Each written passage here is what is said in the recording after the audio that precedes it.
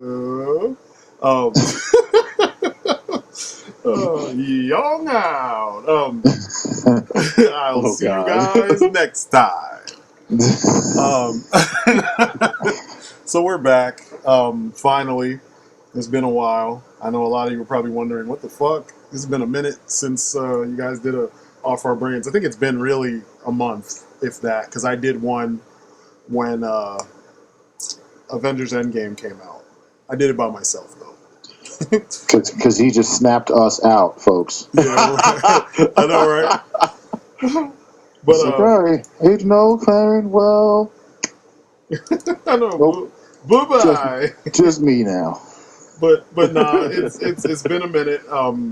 You guys probably know about a lot of the different stupid shit that's been going on, and we've talked about how somewhat disenfranchised we've been with YouTube as of late because it's just a lot of drama for the sake of drama, a lot of Google protecting their own interests, and not a lot of uh, I don't know, options and support for creators. So, that kind of just makes it a little bit more, ugh, for us. It's not as much fun. And then, hearing about losing the ability to talk to some of you guys and losing the ability to, for some of us, because I'm not making any AdSense off of my videos. I've never signed up for AdSense. And plus, when I was sponsored, it was like, if you made $100 after like 2 or 3 months, then they'd pay you. They'd pay out on your whatever you made. So I wasn't really making very much. So hearing other people going through it, it's kind of like, damn, that sucks. But we're being essentially, I guess we can start on the note where we talk about this bullshit with YouTube. This is like the worst opening ever. I was like all over the place trying to get to the point. But as usual, I got Agent O, What up? I've got Clarion Prime, and I've got myself, of course. Going on. And yeah, we're finally gonna sit down and chat it up for a little bit. But yeah, I guess we can start talking about the YouTube quote unquote crisis.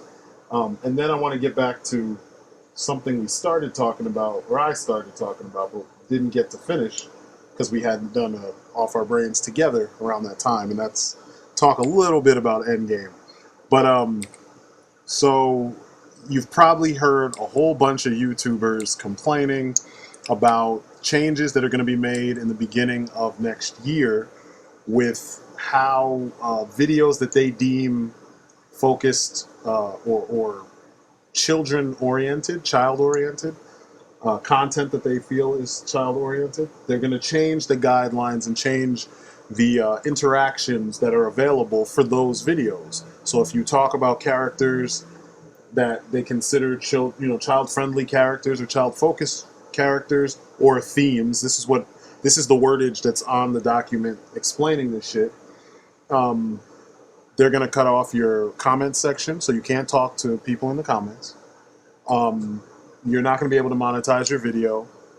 And there's like an extra piece of verification that you're going to have to do when making the video before it gets looked at the way it's going to get looked at, so they can deem whether or not it is indeed what you say it is. Does that mean they're actually going to start watching these videos now? No, it's going to be another. Are they leaving this to robots, or is this going to be determined by people? There's going to be another algorithm. You know them. They're never going to do they're not going to pay more people. They want more money in their pockets. And that's the problem. If they paid people, then this wouldn't be an issue because people could look. I mean, you always will have jaded employees who will just be like, "Fuck it," I didn't get that thing I wanted. So fuck my boss, fuck the company. I'm just gonna let some shit slide. Either everything will be good or everything will be bad. Yeah, everything will get flagged. So yeah, you're gonna have it sometimes, but I don't know. It just seems too heavy-handed for what the issue is. It would be a cool idea. I remember they tried this in the past, but there was no real vetting process, and that was when they would have people actually like monitor the comments, and like it would be like just people that watch the channel. Like you could sign up to be, I forgot what the YouTube official name was. It heroes. was like a YouTube helper of some YouTube sort. heroes, yeah.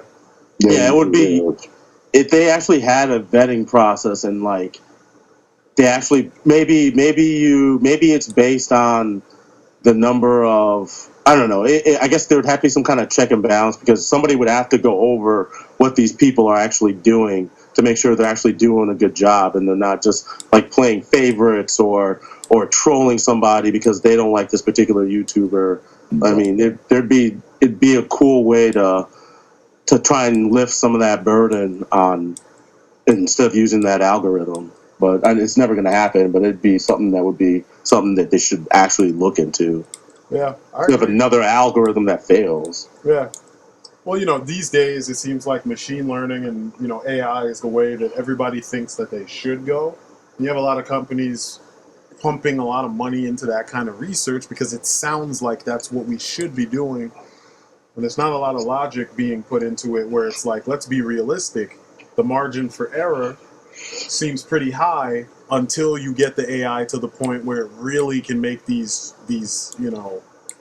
differentiations, these critical differentiations that would, allow people to make content freely and confidently know that YouTube on the other side can figure out, like, I'm a grown-up talking to grown-ups about adult collectibles, not adult as in sexual adult stuff, adult as in shit aimed at adults, because kids don't really buy toys like they used to, unless we're talking preschool age, and we damn sure aren't talking about preschool age shit. I mean, like, some of us review figures from NECA. NECA makes toys almost expressly of shit that kids can't watch. Yeah, You know what I mean? no, you're not gonna buy your child Pennywise. The Pennywise action figure, unless you're really messed up. Yeah, there's people out there that would do it, but it's not. That's not the norm.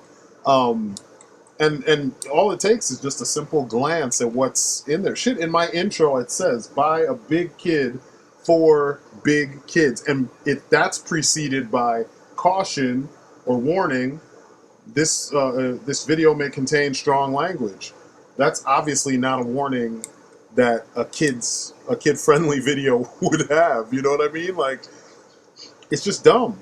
It's really dumb, and I don't understand why they think that this is going to be the best way to do things. I mean, honestly, I don't care, because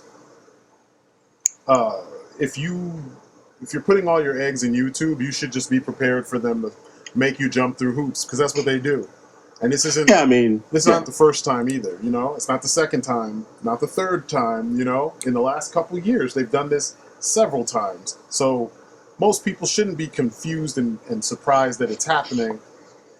But but they're always doing it to cover up something that either they did or either their big YouTubers have like gotten in trouble for. I mean, the only reason why they're doing this to toy channels is because they got caught downloading metadata on kids, which they're not supposed to even be doing. Exactly. It's such crap. Like, and if they're only going after toy channels, which really doesn't make that much sense, that you're considering just toys as being kid oriented, when you have plenty of other channel genres like video games and whatnot that are also aimed at kids. Yeah. Like, are you gonna shut down all the Minecraft, all the Pokemon, all the Smash Brothers, anything? Hell, you just shut down Nintendo.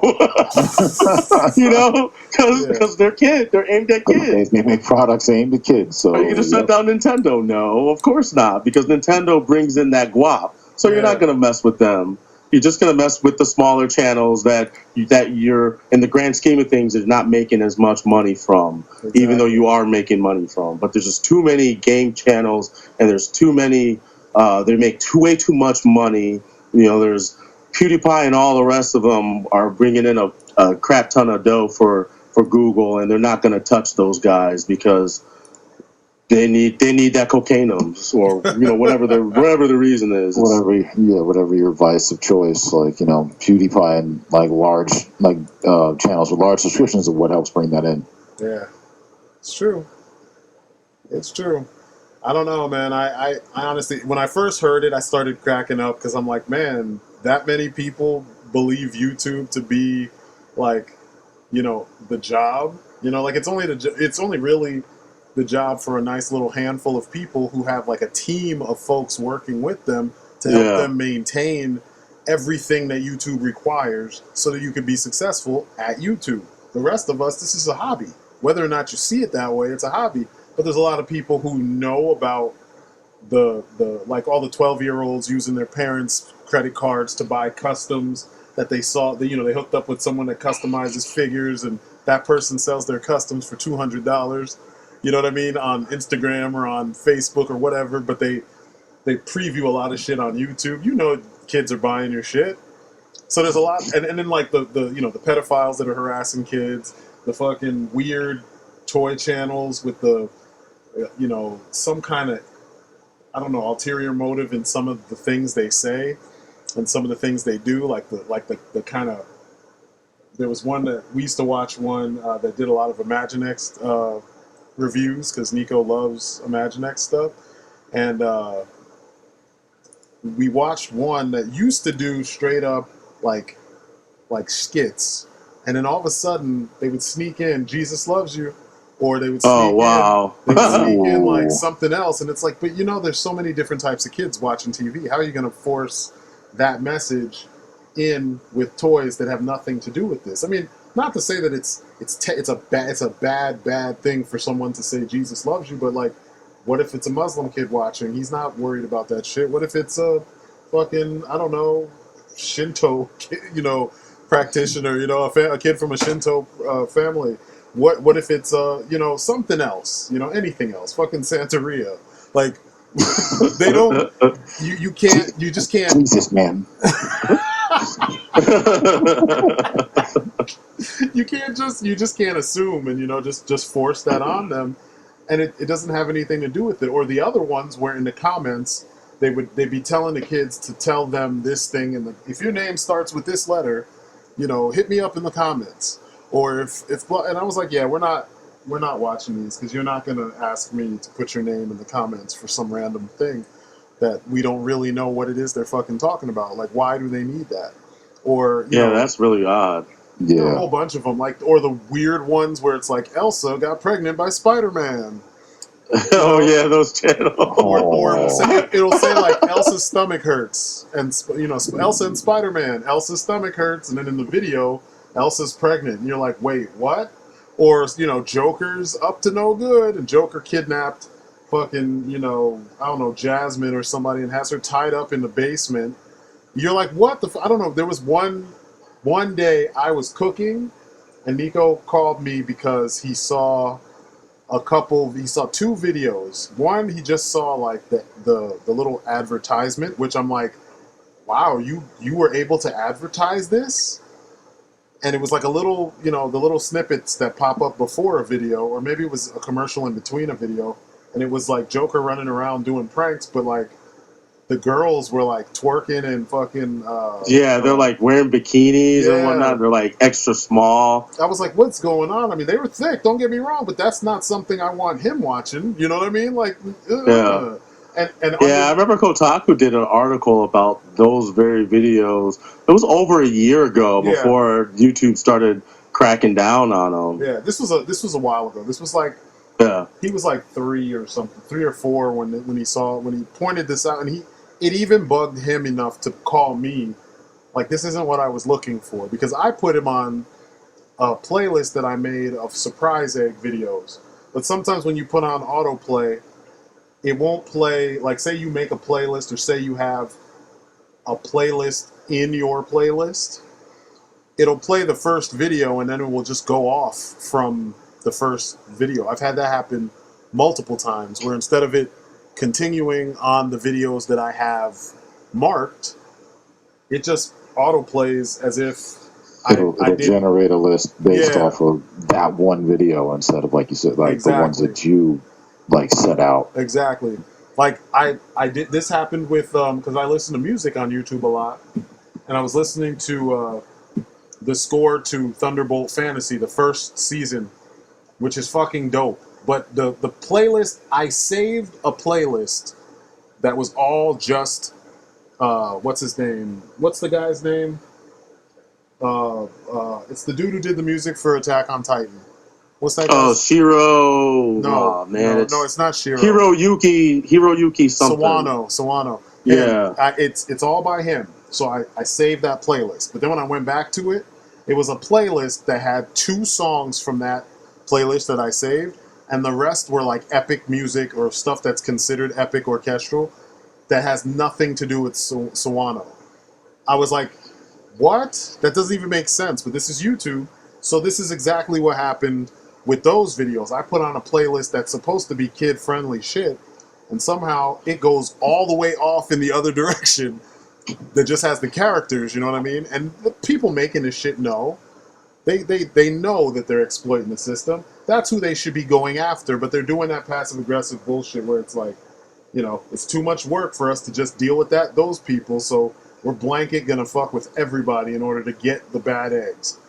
It's just dumb. It's backwards logic. Spend the time. The weird thing is they're going after people that didn't have anything to do with this stuff in the first place. Exactly. They need to spend the time and fucking, go through all the videos, have people watch that shit, and like pinpoint which types of channels create the type. Because the channels are so obvious. Like, once you know what you're looking for, it's not like those cats try to hide that shit.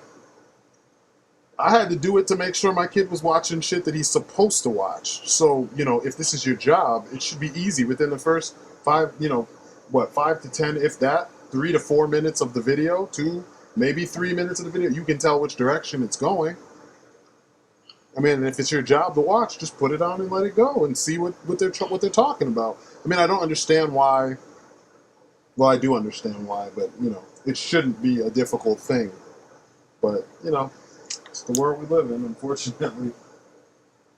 But I don't know. Yeah, I'm surprised. I mean, it's weird that this giant corporation, with all these people that they can figure out. You can make an algorithm to to screen videos, even though it doesn't work that well. But this was the best idea you guys came up with to figure out this problem, which doesn't actually figure out the problem. Yeah. Because like the people that were using the comment sections for pedophile purposes, none of those people were monetizing videos or anything of that nature anyway. Exactly. So going after the content creators who weren't doing any of that stuff or who weren't engaging any of that stuff. I mean, most toy videos have relatively the same format. Unless they're trying to be an internet personality and their face is all up in the camera, mostly all you see is the figure itself and then the person talking about the figure. So I don't see how, unless they're using coded word or language, which most toy videos that I've watched don't really. I mean, I'm not a pedophile, so I don't even know. So maybe they could be using stuff, but I doubt it. From just what I've watched. Yeah.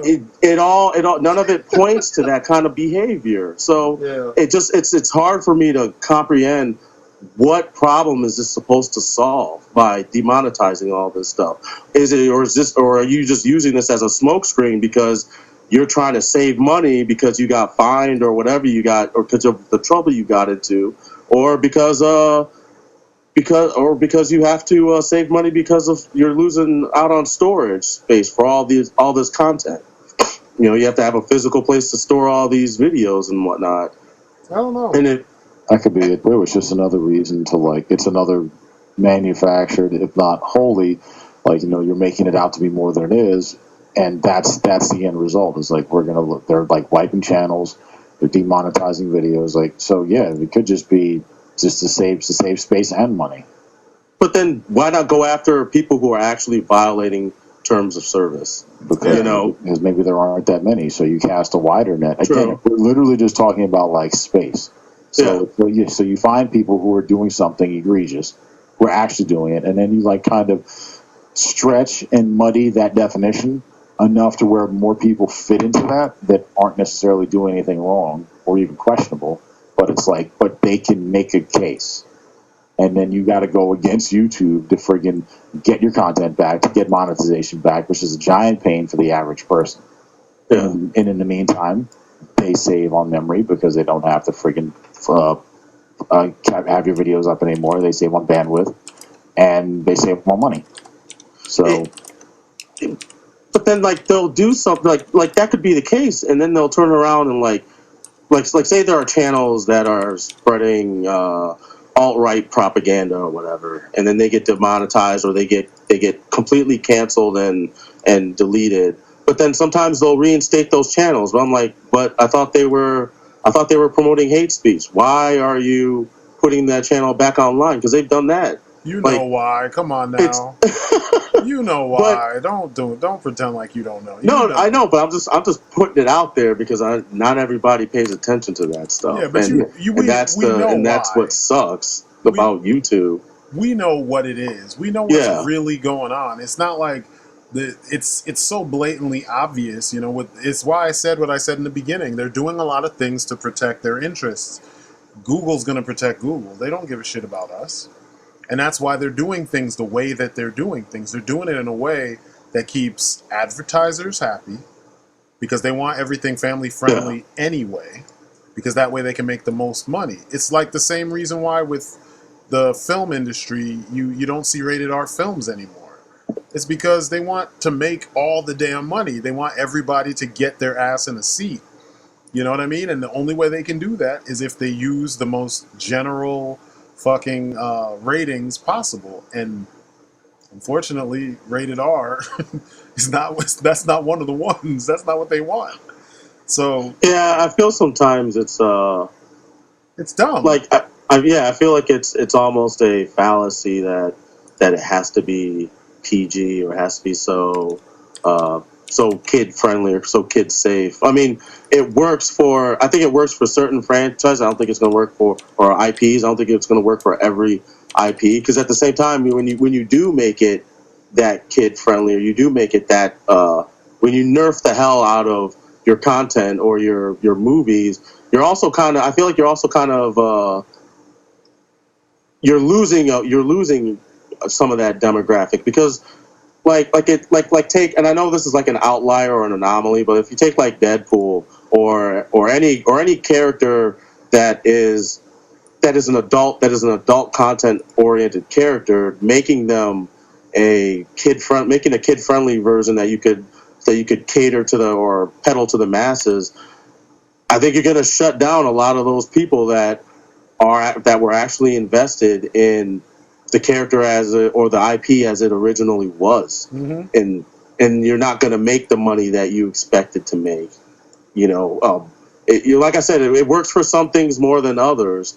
Obviously, you can't take Disney characters and make hardcore R-rated versions. Like, nobody wants to see Frozen, Elsa from Frozen, like throwing icicle daggers and stabbing people in the face and stuff. That's not what it was originally created for. You'd be surprised.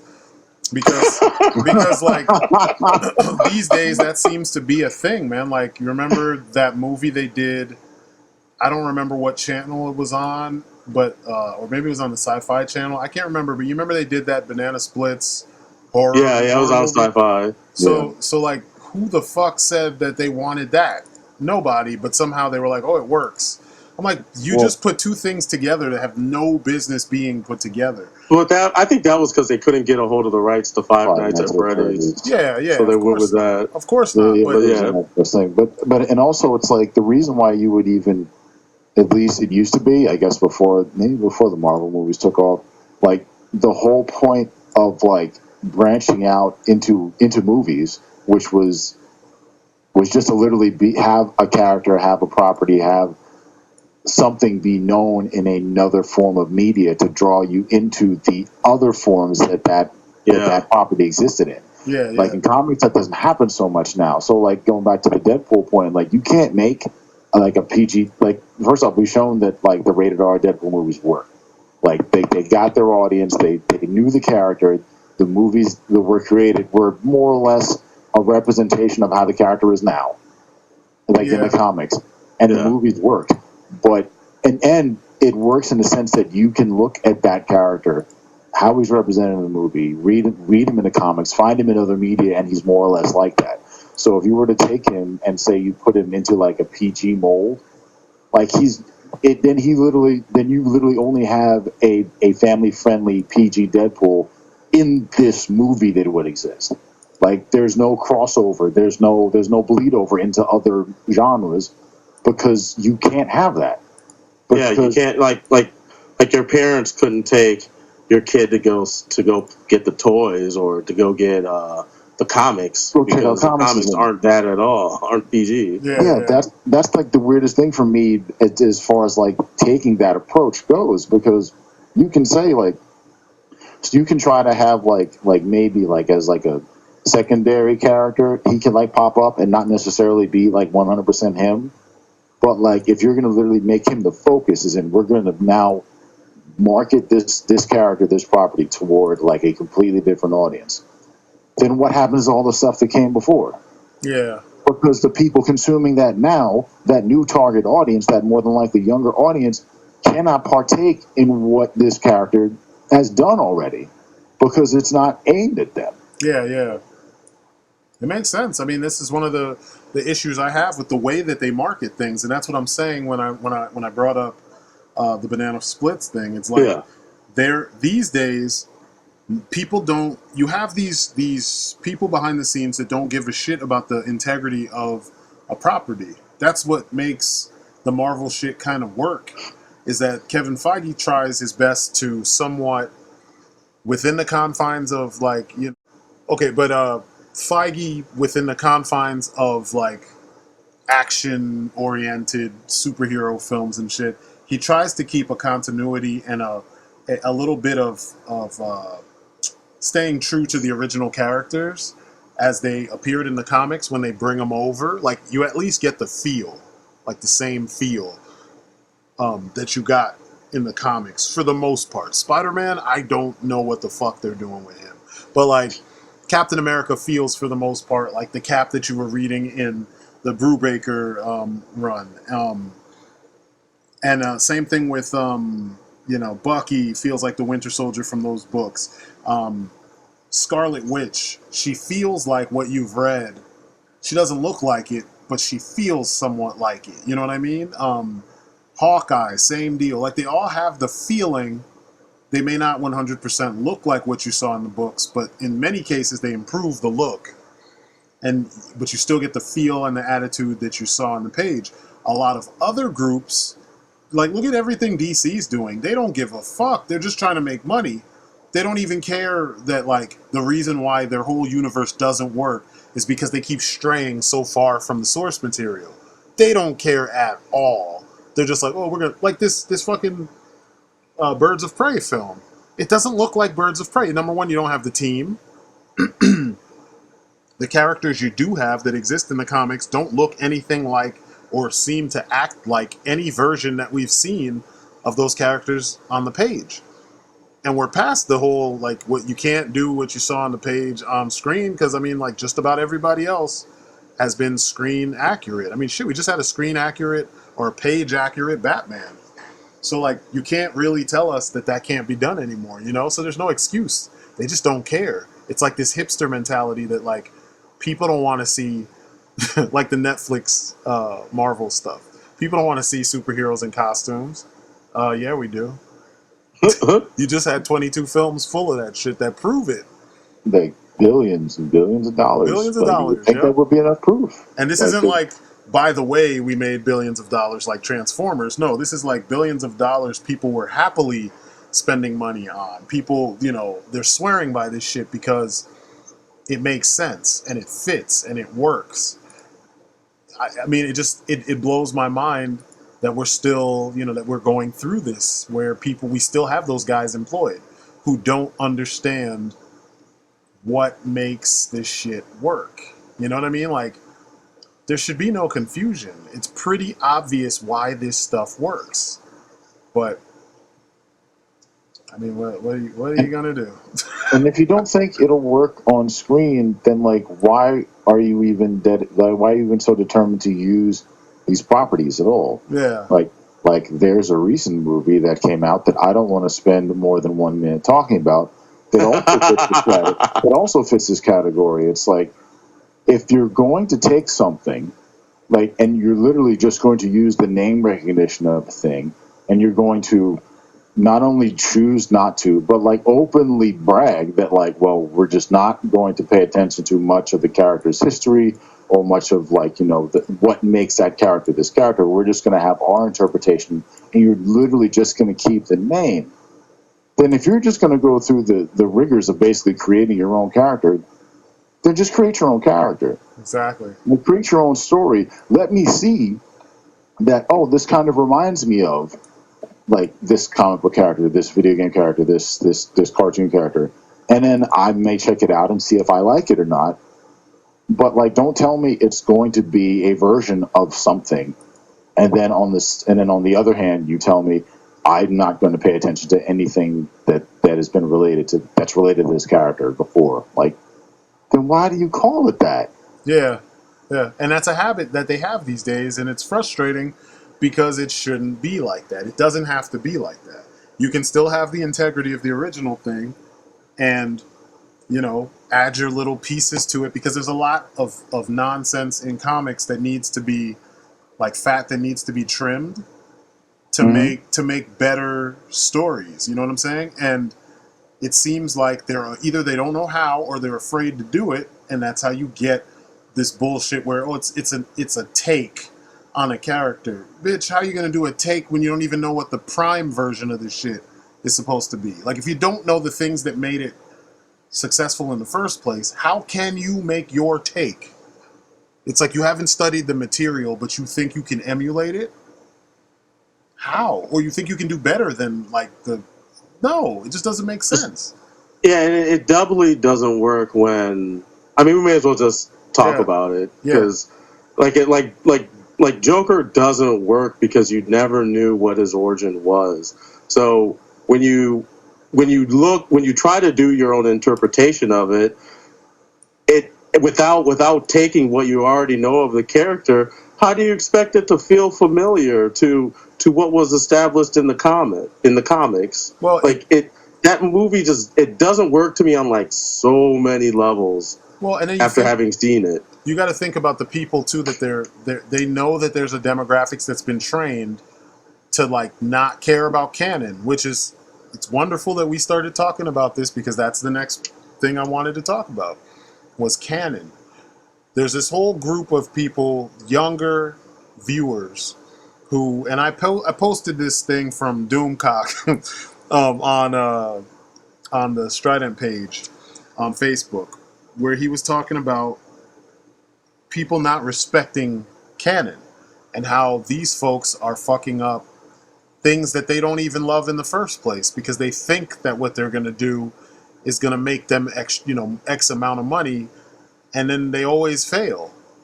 And you can look at Star Wars, you can look at Star Trek, you can look at Terminator, you can look at Predator, you can look at the DC extended universe. It's all perfect examples of all the shit you don't do when you have a formula that's already there, when you have lore that's already there. Why would you deviate from that? Like, you look at Star Wars, Disney buys Star Wars, and the first thing they say is all that lore that exists, the expanded universe, all that shit people been writing since the movies stopped, in between the first trilogy and the second trilogy. Nah, it doesn't count. What? No, we're gonna make our own shit. Wait, what? What? We're gonna make our own shit and still use stuff from the extended universe that we canceled out. Yeah, it's like, wait, how does this make any damn sense? Like, wait, why would you do that? Like, why? It's that shit is it's not broken. Why would you fuck with it? They just thought that what they had was better, and it's like, this doesn't make sense. What you do is not better. But it's this sickness. To me, it feels like a sickness, because it's like there's so many studios out there that are saying what they're going to come up with is better than what exists before. But it's like, no, if that was the case, why do you use these characters, this IP, instead of doing the whole thing from scratch? Because you know that your idea, it lacks the knowledge base, it lacks, or the recognition that this thing already has. So you're trying to imprint your bad idea on something that's a proven good idea without even acknowledging all the good shit that exists within that, the IP you want to use. And it sucks. It's stupid. And it goes back to the canon too. If you never establish the prime, no one gives a shit about your take because they don't have anything to compare it to. That's why you have a whole generation of comic book fans who never read comics but want to argue about who's better, blah, blah, blah, yakety schmackety. They want to have the conversation with us comic book fans about the fucking, the movie being better than the comic without having ever read those comics. You know what I mean? And it's like, if you have the comics to compare the original stuff to, you'll see where, things, good ideas might have been left to the wayside, and where some of the new stuff might be a better idea than what was in the books. But at least you would see the common threads, and you would see the differences, so you could compare and contrast and geek out properly, for lack of a better term, But I don't know, people aren't concerned with that. And then they're surprised when they fail. I wasn't surprised that the DCEU failed pretty badly and needed course correction because they had no direction. The direction they were starting to go in just seemed like it could have been its own thing. You didn't need Superman in them. You could have made new heroes and went in that direction with that story. Instead, Zack Snyder was obsessed with putting DC superheroes in these fucked up positions that they would probably not be in because this is what makes them great. And I don't know, man. I don't know why no one stepped up to say, like, how come you didn't just do like a glorious, awesome Justice League film yet? Where's that? Instead, you did this weird, dark, but not really dark. I don't know. Mm-hmm. I can go on for days about this shit. It frustrates the hell out of me. It's like we were talking. Yeah. Go ahead. I'm sorry. I was going to say that the DCEU has that feeling of it's a combination of too many cooks and at the same time nobody being on the same page. Yeah. On what they're trying to do. Yep. I agree. So the closest you came to, like, I guess in the animated universe for DC, like, there was, like, those versions of the characters were good because, again, it paid attention to essential elements of their past and just started them at a point. Exactly. And moving forward. Exactly. And if they wanted to kind of do that with the movies, like, that would have gone over a lot better. Because, again, the animated universe characters still feel like those characters. That Superman, that Batman, that Wonder Woman. Yep. Like, they all felt like those characters and like, how they responded to situations that arose in the cartoon and all of that felt natural. Like, those stories were compelling. They were interesting. Mm-hmm. Can't really say that about the last few movies. Well, the first couple, because the last first couple movies, last couple were okay. The last couple were pretty good. It's just weird. Like, someone posted a video on the Strydent page on Facebook where the dude was asking, where is the DCEU going? Like, you've had course correction, but you started stories with Easter eggs and, questions that you won't answer because you haven't decided, like, who's the new Batman? You're making a one-off side story take on Batman, but what happened to the one that we were introduced to? That was, Ben Affleck. What happened to him? What happened with Superman? He cameos in another movie. You don't see his face, and we still don't know what happened to him. Like, is he, like, are we going to get a new guy? Are you no longer going to make Superman movies because Man of Steel, BVS, and Justice League were flops? Like, well, Man of Steel wasn't a flop, but BVS and Justice League definitely were on the flop side, Yeah. But, like, so because those movies didn't do well, you're just going to pretend like Superman doesn't exist? I remember at one point they were saying they were going to have Supergirl take the Superman spot, and I'm like, this isn't how it works. Superman is the one, he's literally your linchpin for that universe. So you need to rewrite him, recast him if possible. I think, honestly, all they need to do is rewrite the character. Plus, you would need Superman in order to kind of help explain Supergirl. Yeah. Like their stories are intertwined because they're related to each other, and one shows up after the other one shows up. Mm-hmm. So so how, like, and I mean, I'm sure you could, if you really wanted to, you could, like, I don't know, you would have to have an origin for her. She can't just show up and be like, oh, I'm here, like I've always been here. Yeah, but they're doing that thing where popularity dictates success. Like instead of making, like they did with the X-Men films, Wolverine is the most popular, so let's make X-Men about Wolverine. And then they wonder why the movies weren't successful, because it's an ensemble cast. It's a story about your ensemble cast, not one guy. And you fucked it up by making everyone else a secondary player to him. That's not how it works. It's the same thing here. They're doing that thing where, you remember when Wonder Woman came out, she was the highest grossing, her film was the highest grossing of the films. So when Justice League came out, they put her in the front in all the marketing. And then they had Batman and Superman in the background because BVS kind of failed to hit, the marketing projections and shit, or the budget, box office projections. That's the way that they do it. It's like, if you make the money, okay, we'll put you up front. But if you fail, then we got to pull you to the back and put the one that did make money up front, in as the leader, even if narratively that's not how things work. It's like Cyclops, all those X-Men movies, and when have you seen him on the marketing as the leader, front and center, the way he was in the 90s when X-Men was the most popular fucking comic on the planet? We've yet to see that because Wolverine is the draw. You know what I mean? Or because Magneto is the draw, because Fassbender is playing him. So they put him in the front. You know what I mean? Or they put Mystique in the front because they're pushing her super hard. But not thematically, not the character who's supposed to be. The people who are supposed to be in specific, places, they don't put them in there. And it's bullshit. This is all the problem with the lack of respect for the canon. Everyone wants to make their own version, but they don't want to respect what existed, what came before. And I'm tired of hearing it doesn't have to follow well, then it shouldn't be called whatever the comic book is that they're mimicking. Make your own shit. Like, X-Men should be Mutant X. You know what I mean? Or something else. It shouldn't be X-Men because that's not how the X-Men, that's not the presentation needed for the X-Men. That's not even the story of the X-Men. And, unfortunately, they're not giving us that respect. And every time they do, Shazam was so faithful, I was like completely dumbfounded when shit started happening that I remember reading, and I was like, they did that. They actually did it. Like, I didn't see that shit with the family becoming all getting powers. I didn't see that coming at all. And then it happened, and we were all like, wait, what?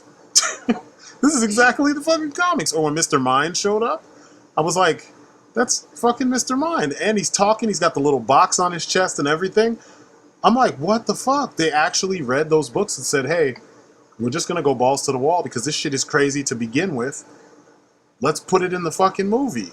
That's the way you should be doing stuff. Not making like a semi-indie film feeling superhero film where they never wear costumes. They don't really use their powers. And they whine and they mope and they... Fuck, man. Like, come on. Don't we already have enough of that shit? It's not new. And it seems like that's all they do, man. Spider-Man was becoming like that. Fucking, I don't know. It's one of the worst things that they do with film these days, especially superhero films. It's like, come on, have faith in the source material. No, because costumes are goofy. I mean, it's the job of the team making the film to make you understand why they're necessary. And if they have faith and have a plan. Yeah.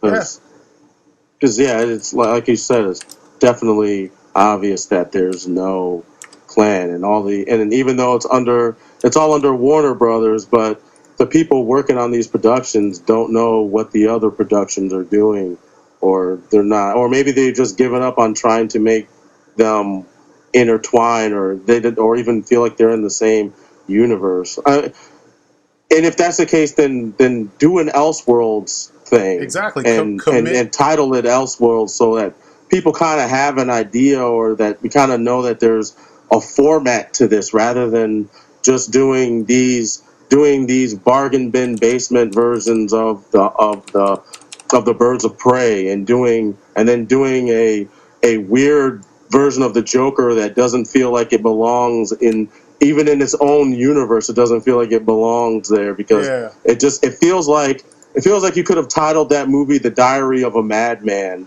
and just left the name Joker out, and it would be that movie. Exactly.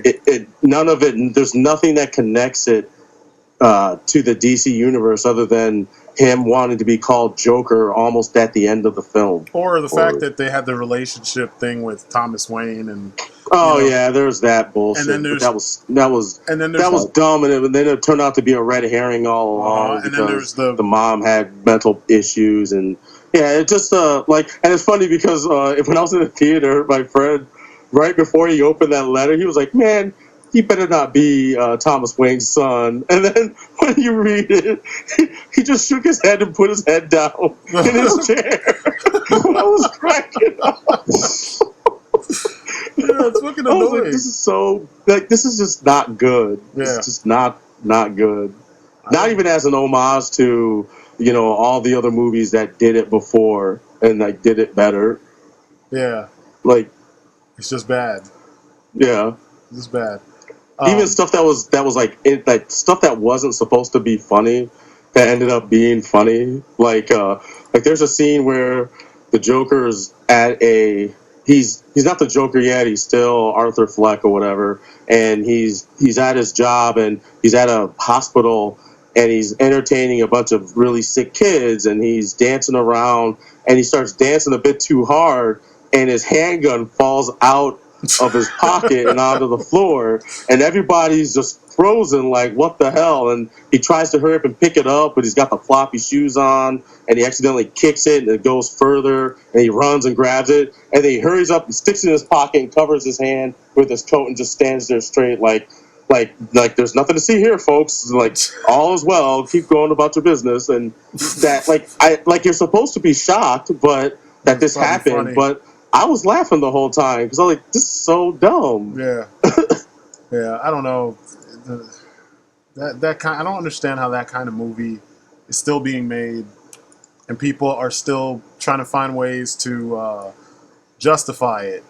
It's like it's not original. Like, if anybody else just ripped off films wholesale, you'd be giving them no props. But because they put the Joker's name on it, you can't see through the fact that it's Taxi Driver and King of Comedy. Like, kind of cut the best parts from both movies and stick them together and put the Joker's name on it.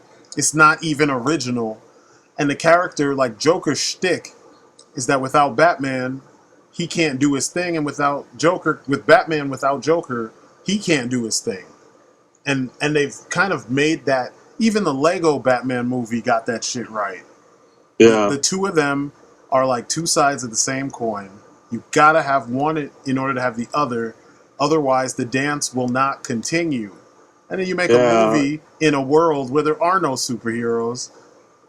Because if there were, they would have stomped his ass. And then you try to, like, I don't know. And then even in a bit of, like, of all the things they choose to explain, then they explain, like, why he laughs. I'm like, oh, he has pseudobulbar affect. I'm like, no, the Joker laughs because he does horrible things and he enjoys doing horrible things. That's why he laughs. It brings him joy. Yeah. Like, he doesn't laugh because he has a mental condition and he can't control when he laughs. Yep. Yeah, I don't even understand what they were even trying to say in that film. Like, disregard the whole 1% versus the 99% thing, which I feel was kind of shoehorned in anyway, because there was nothing about what initially started that would have led you to that conclusion whatsoever. And it is partly due to bad writing, because when Joker shoots those people and then just takes off, nobody was around. But then they reveal later that there was somebody there, and that there was an eyewitness that saw the person fleeing the scene, and they happened to have a clown mask on. But and then all of a sudden, because they were Wall Street guys or they were affiliated with Wayne Enterprises, it was an attack against the rich. So I'm like, how did you get to that? And if you did, that was all done by the media. That wasn't done by all the parties that were involved. There was no manifesto. There was no anything that would have indicated that was the case. Like if anything, the police should have said something like, "Yo, we're still investigating this. We don't know what the motivation was behind this at all. And until then, people shouldn't be jumping to conclusions." None of that was done. Like stuff that you see that happens all the time in real life news, it didn't reflect that at all, even though this is supposed to be done in a real world setting, like more real than most comic book movies that I've seen, because there was no hint of any kind of superheroics whatsoever in the film. And then you get the whole thing with Arthur Fleck and him and what he's going through and how he's depressed, and he's saying since his entire life he's never experienced a bit of happiness. And then at the end with his like breakdown, so I'm like, well, okay, well, what was the point? Like, I don't feel like yeah, I feel sympathetic for this guy because of what he went through, but that's not the Joker. Yeah. I'm just not. I don't care. Feel sympathetic for him. I don't like care. If he was just a regular guy he's a regular guy going through stuff in this movie, but how does that pertain to what the Joker truly becomes? Like, you tried to reference the Killing Joke, but even the Killing Joke doesn't work, because his whole point is that, you know, Batman's one bad day away from becoming him, but technically Batman already went through that when he was a child. And he ended up being Batman. So even that, in a sense, doesn't work. As much as people love that story and feel like it's their favorite edgy, Joker story, but when you think about it, it's like dark in that and sense, edgy. yeah. Exactly. That is a Joker story that just will not go away. And it's not even that good of a story. Like, when I watching it after reading the book so many years ago, you know, it's like, damn, I didn't really like the book. I felt kind of about the book. I mean, even Alan Moore is not a fan of it, and he wrote it, you know what I mean? But it's like,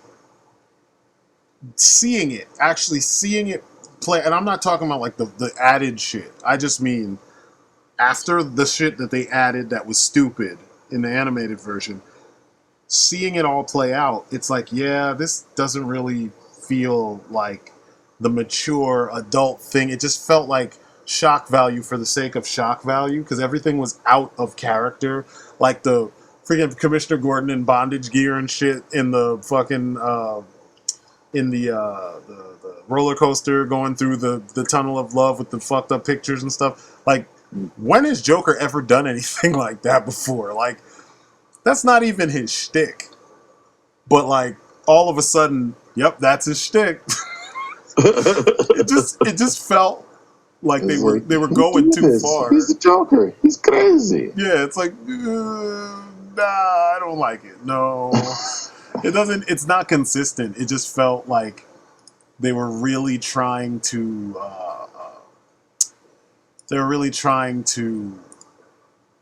I guess, be adult and be, you know, like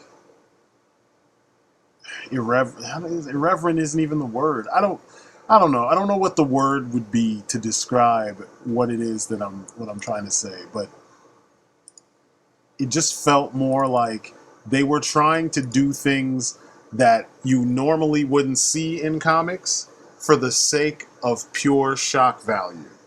And it doesn't fit in with the standard presentation of those characters up to that point.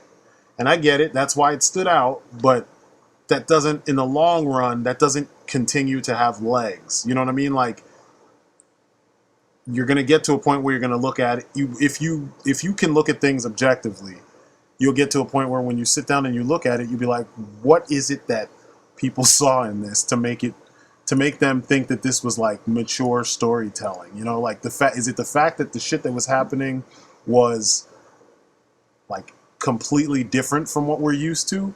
Or is it the fact that, I don't know, man. I don't know how to say it. I felt just as lost at the end of the movie. Like, it's like the whole time he was trying to keep his sanity and his feelings under control, and then when he finally lets it go, he's happy. Like, is that what you're trying to tell us? Like, because we already know the world is crappy and we already know people suck. Yeah. So, and they hammered that point home like a dead horse in the film. But it's that same shit they always do, like they did it with Michael Myers in the recent, well, not recent, but the Rob Zombie. I was about to say Tom Zombie, Tom Zombie, the Rob Zombie Halloween films. They did it there where it's like, oh, this kid, he was messed up, and he, as if he would have had a chance to be a good kid. If you would just let him sit at your lunch table, you wouldn't have to deal with Michael Myers. Yeah, exactly. Like they tried to paint it in that kind of way, and it's like, nah, he was kind of fucked up to begin with. You're trying to. It's like false sympathy. They're trying to play with your emotions to make you feel sorry for a person who was evil to begin with. Now they're doing that thing that they always do with murderers when they want to do the origin story. Oh, he came from a bad home. Oh, he was poor. Oh, he was like this. I'm like, there's tons of people who go through the exact same shit and don't murder people. Now you're going to tell me I need to feel sorry for this fuck because he decided to do that? No. The whole point of the Joker is that he thinks it's funny to do the fucked up shit that he does. And he will do really fucked up shit to make himself laugh. He's cool with what's the word I'm looking for? He's cool with God, why? What's the word? I'm look. What do they call that? When you're he entertains himself with his fucked up antics. You know what I mean? Like it's not. Yeah. There's no other psychology to it. You can put what you want to it, and there's some stuff that might even work. But the bottom line is that it's fun for him, and he's gonna keep doing it because it's fun for him. You know? I don't know. This Joker didn't even feel smart. He didn't feel like anything like what Todd Phillips you see in the comics. Todd Phillips doesn't know how to do it. He can't do it. He was trying to. I think, like he said in his little rant, some of what he said in the rant makes sense because it's something we keep seeing with the way virtue signaling and woke culture and shit is these days. Everybody wants to point out everybody else's mistakes and that everybody's not PC and that everybody's doing it wrong. You know what I mean? Everyone's quick to point that shit out. But few people still remember that, like, you know, there was a point in time where people told jokes and nobody got angry. Less people got angry, I should say. Someone got angry because you gotta offend someone. It's comedy. You're making fun of somebody. But people would ultimately be like, you know, fuck it, it's jokes. And go on about their business. Now, you can't even tell jokes because people want to attack you. You want to go on Twitter and 3 million people want to tell you you're a piece of shit because you told a joke. Yeah. It's like, it's a joke. You knew that going into it. If you were going to be offended by jokes, why did you seek out the comedian in the first fucking place? But, I don't know. That part I agree with because you see it. That's what happened to Chappelle and it didn't quite work. People were trying really hard to cancel Dave Chappelle. And it was like, yeah, nah, this is Dave Chappelle's shtick. He's doing some of the same shit he's always been doing. Go sit down somewhere. Yeah, it was. It's weird because everybody got mad. Like they only got mad at the one thing, which was the alphabet people joke, and you have to realize, like if you've been listening to anything that the guy has been putting out in the past, 5 to 10 years. You had to realize quickly that this stuff is so outrageous that it can't possibly be his personal views on these issues. He made jokes about like the child molestation jokes, the Michael Jackson jokes. Yeah, I don't like the idea of molesting children. I don't like that. Even that kind of rubbed me a certain way, but I still laughed at it because I know, he doesn't actually want to mess with kids, and he's just making jokes like the Macaulay Culkin joke and how like that was hilarious. Like I laughed out loud when he talked about how but you laugh at fucked up shit. So get out of here. But this is different because it was so way out of left field. And you couldn't see it coming. That it catches you by surprise by what he said because of the outrageousness of it. So you can't possibly take it seriously. And everybody tried to take it seriously because it hit them personally. Well, some of And them, I think it's outside of their comfort zone. yeah, It's yeah. it's I not. mean, and like I said, that joke was a little outside of my comfort zone, but I was able to look beyond that and understand it for the joke that it was, and that it was nothing more. He wasn't trying to put out a statement about that it's okay to touch kids. Yeah. He wasn't. He was, the statement that I felt he was putting out of with the LGBT community is that even though they're together as a community, there's still some understanding that has to go on between their group and how they interact with each other and come to terms with their each individual's section's choices. Because there was that guy that uploaded that video on Twitter, where it was like it was an incident. It was like a racist incident, and the guy was obviously gay. That the racism was directed towards because he's black. And then somebody dug through his Twitter, and they found a bunch of transphobic stuff that he had said. Of That course. trans people, it's their idea or their belief is fake or it doesn't exist or blah blah blah whatever. And I'm like, and when I first saw that, this is like well before the Chappelle Show thing. I was like, wow, I didn't realize there were gay people out there that felt this way, because I figured, hey, they at one point felt like they were misunderstood. So I figured, having gone through that, they would understand when somebody else feels misunderstood, and they would understand it, and then they'd like support them. But Yeah. apparently that's not the case. So that kind of threw me for a loop. And when he made that joke, I was like, it immediately took me back to that incident, and I was like, wow, yeah. So even he knows a bunch of people in the community, so he must hear and see these things himself. So he's making a joke about it. Yeah. So for people to get so bent out of shape about it, I was like, you guys don't get it, or you don't want to get it. You just want to be mad because he's talking about something that's near and dear to you. Yeah. And I felt like it was done. The joke was told in a way that it wasn't supposed to. It was supposed to be edgy. I get that. It was supposed to be kind of offensive, but it was also telling you a truth. Yeah. and Yeah. and that's why it works.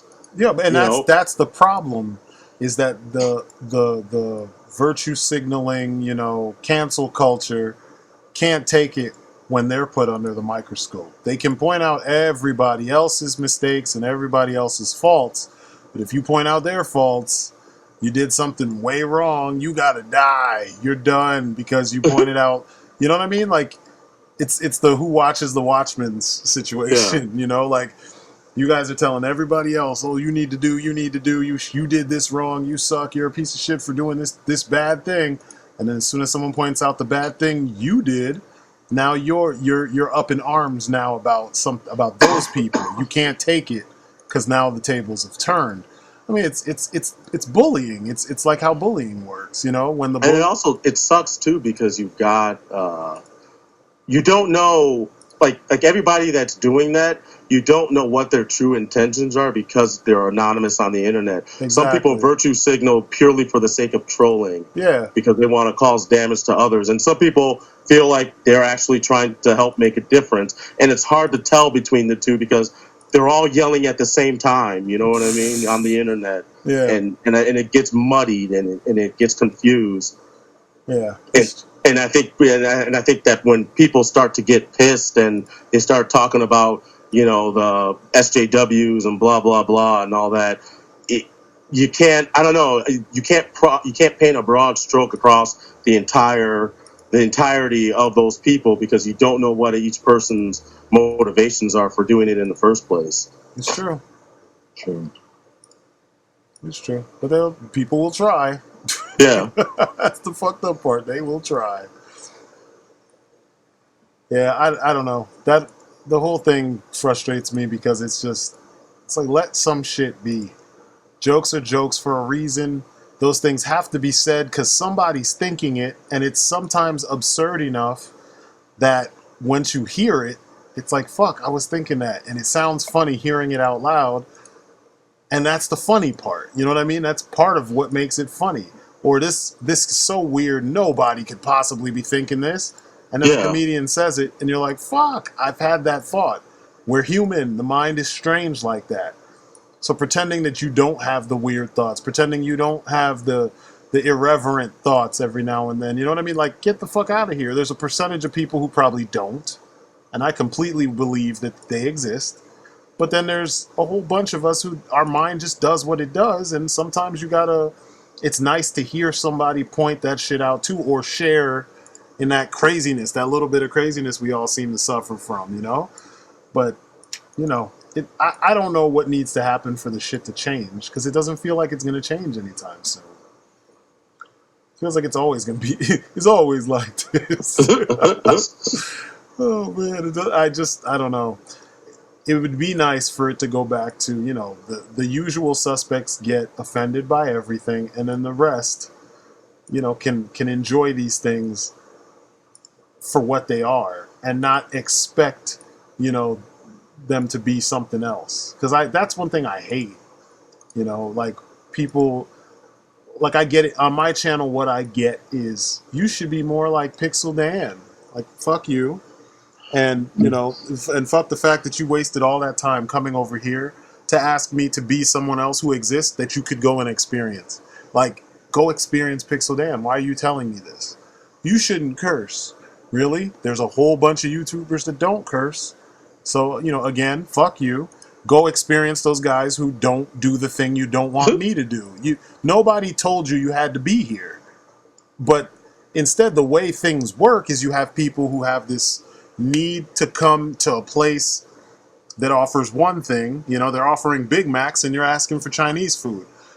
And you're mad because they offer Big Macs and not Chinese food, but there is a Chinese food restaurant somewhere nearby that you probably could go to, instead of demeaning these folks for the fact that they're what they are and not the thing that you want. You know what I mean? Like, you have choices. Utilize that ability. You live in America. Utilize your rights and your choices to do, the things you want to do, instead of trying to get other people to somehow fit a narrative that you want them to fit. I mean, that's I don't know. That's where I have issues with the way things go. It's like, you can't expect, Eminem to be Will Smith. You know what I'm saying? You can't expect fucking, Arnold Schwarzenegger to be Steve Harvey. Like, they're two different people, they're offering two different things. It's like when I used to bitch about the Marvel Legends community giving shit to figure arts because they don't work the way that a Marvel Legends would work. It's like two different classes of figures. Or like people who complain that Figmas are all women. They're all waifus. I don't like Figmas. But that's their point. That's like what they do. If you don't like that, why did you even look up that particular brand in the first place? It's like, you know what I'm saying? Like, you have the ability to research these things, look into it first, find out what it's about, and then move forward. If it doesn't fit what you want, then you move on and you call it a day. And we don't always have to hear about it either. Yeah, you don't need to tell us. Just do it. You're an adult, or you're a person. You're on the internet. You have the ability to use, your reasoning and, use your ability to make a choice. But instead, that's not what happens. And then you get a whole bunch of people screaming and yelling and complaining and bitching at one another. And it's like, this could have been avoided if you had just made a different choice. No, because the world should, every aspect of the world that they are interested in should 100% cater to them all the time. So again, you discuss, things that certain people are interested in. So therefore, you should discuss it in a tone and a manner which, is pleasing to them. and if you don't, then clearly there is an issue with the way that you operate yourself, and they are just letting you know. Exactly, and I've had that happen, where people telling me, this one guy I remember, and I'll never forget it because of the fact that it was just so out of left field. He said that it was a G.I. Joe of some sort, some G.I. Joe something I was reviewing, and the guy in the comments said something about the reason why I'm cursing is because I don't have the words to articulate my points. And I was like, you didn't get the points that I articulated in the video? That means you weren't listening. Because I mean, in my videos, I'm pretty damn articulate about the shit that I'm pointing out in the videos.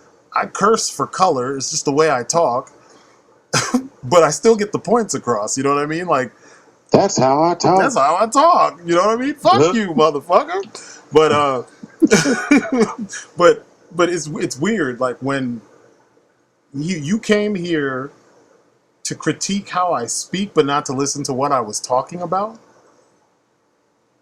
How does that make sense? Like, I'm using pictures and I'm using words to explain a thing, and the thing that you focused on is the fact that in between a very articulate conversation, there were a couple, expletives, and that's what you focused on, but not all the other. And my videos are long, not all the other shit that I said.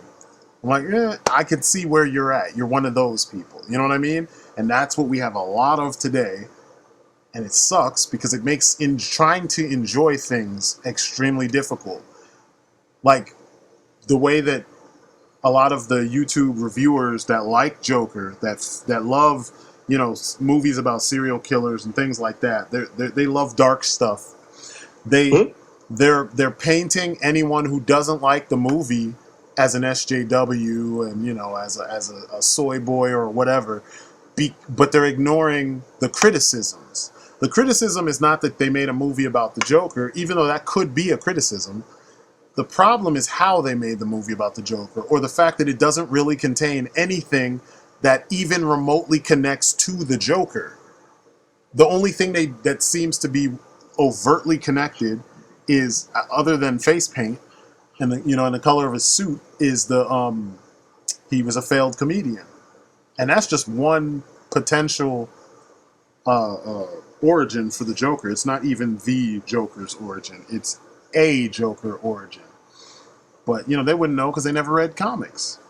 And that's the biggest problem. But, I don't know. Fuck that movie. Yeah, I want to know, like, from the director and the screenwriter, what their intention was for the film. Because I don't even care. I honestly don't get it. I don't get what their focus was. There's a part in the film where, like, Joker's feeling down or something, and he just gets into his refrigerator and closes the door.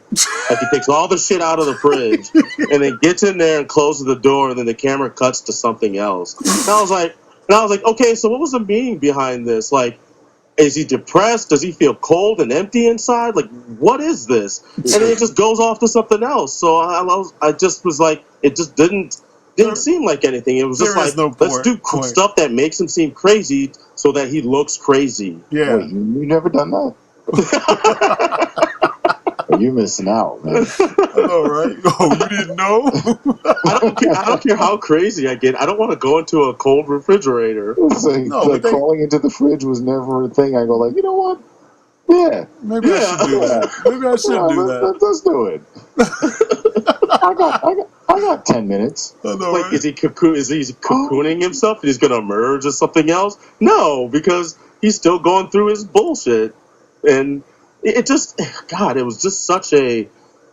It felt like a pretentious Nolan film. Yeah.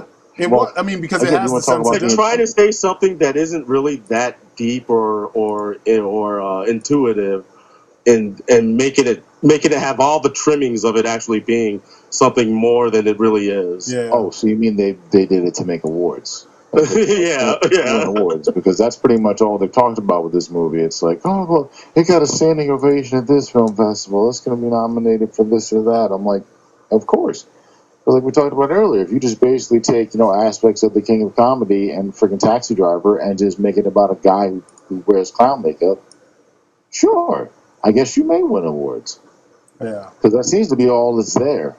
Yeah.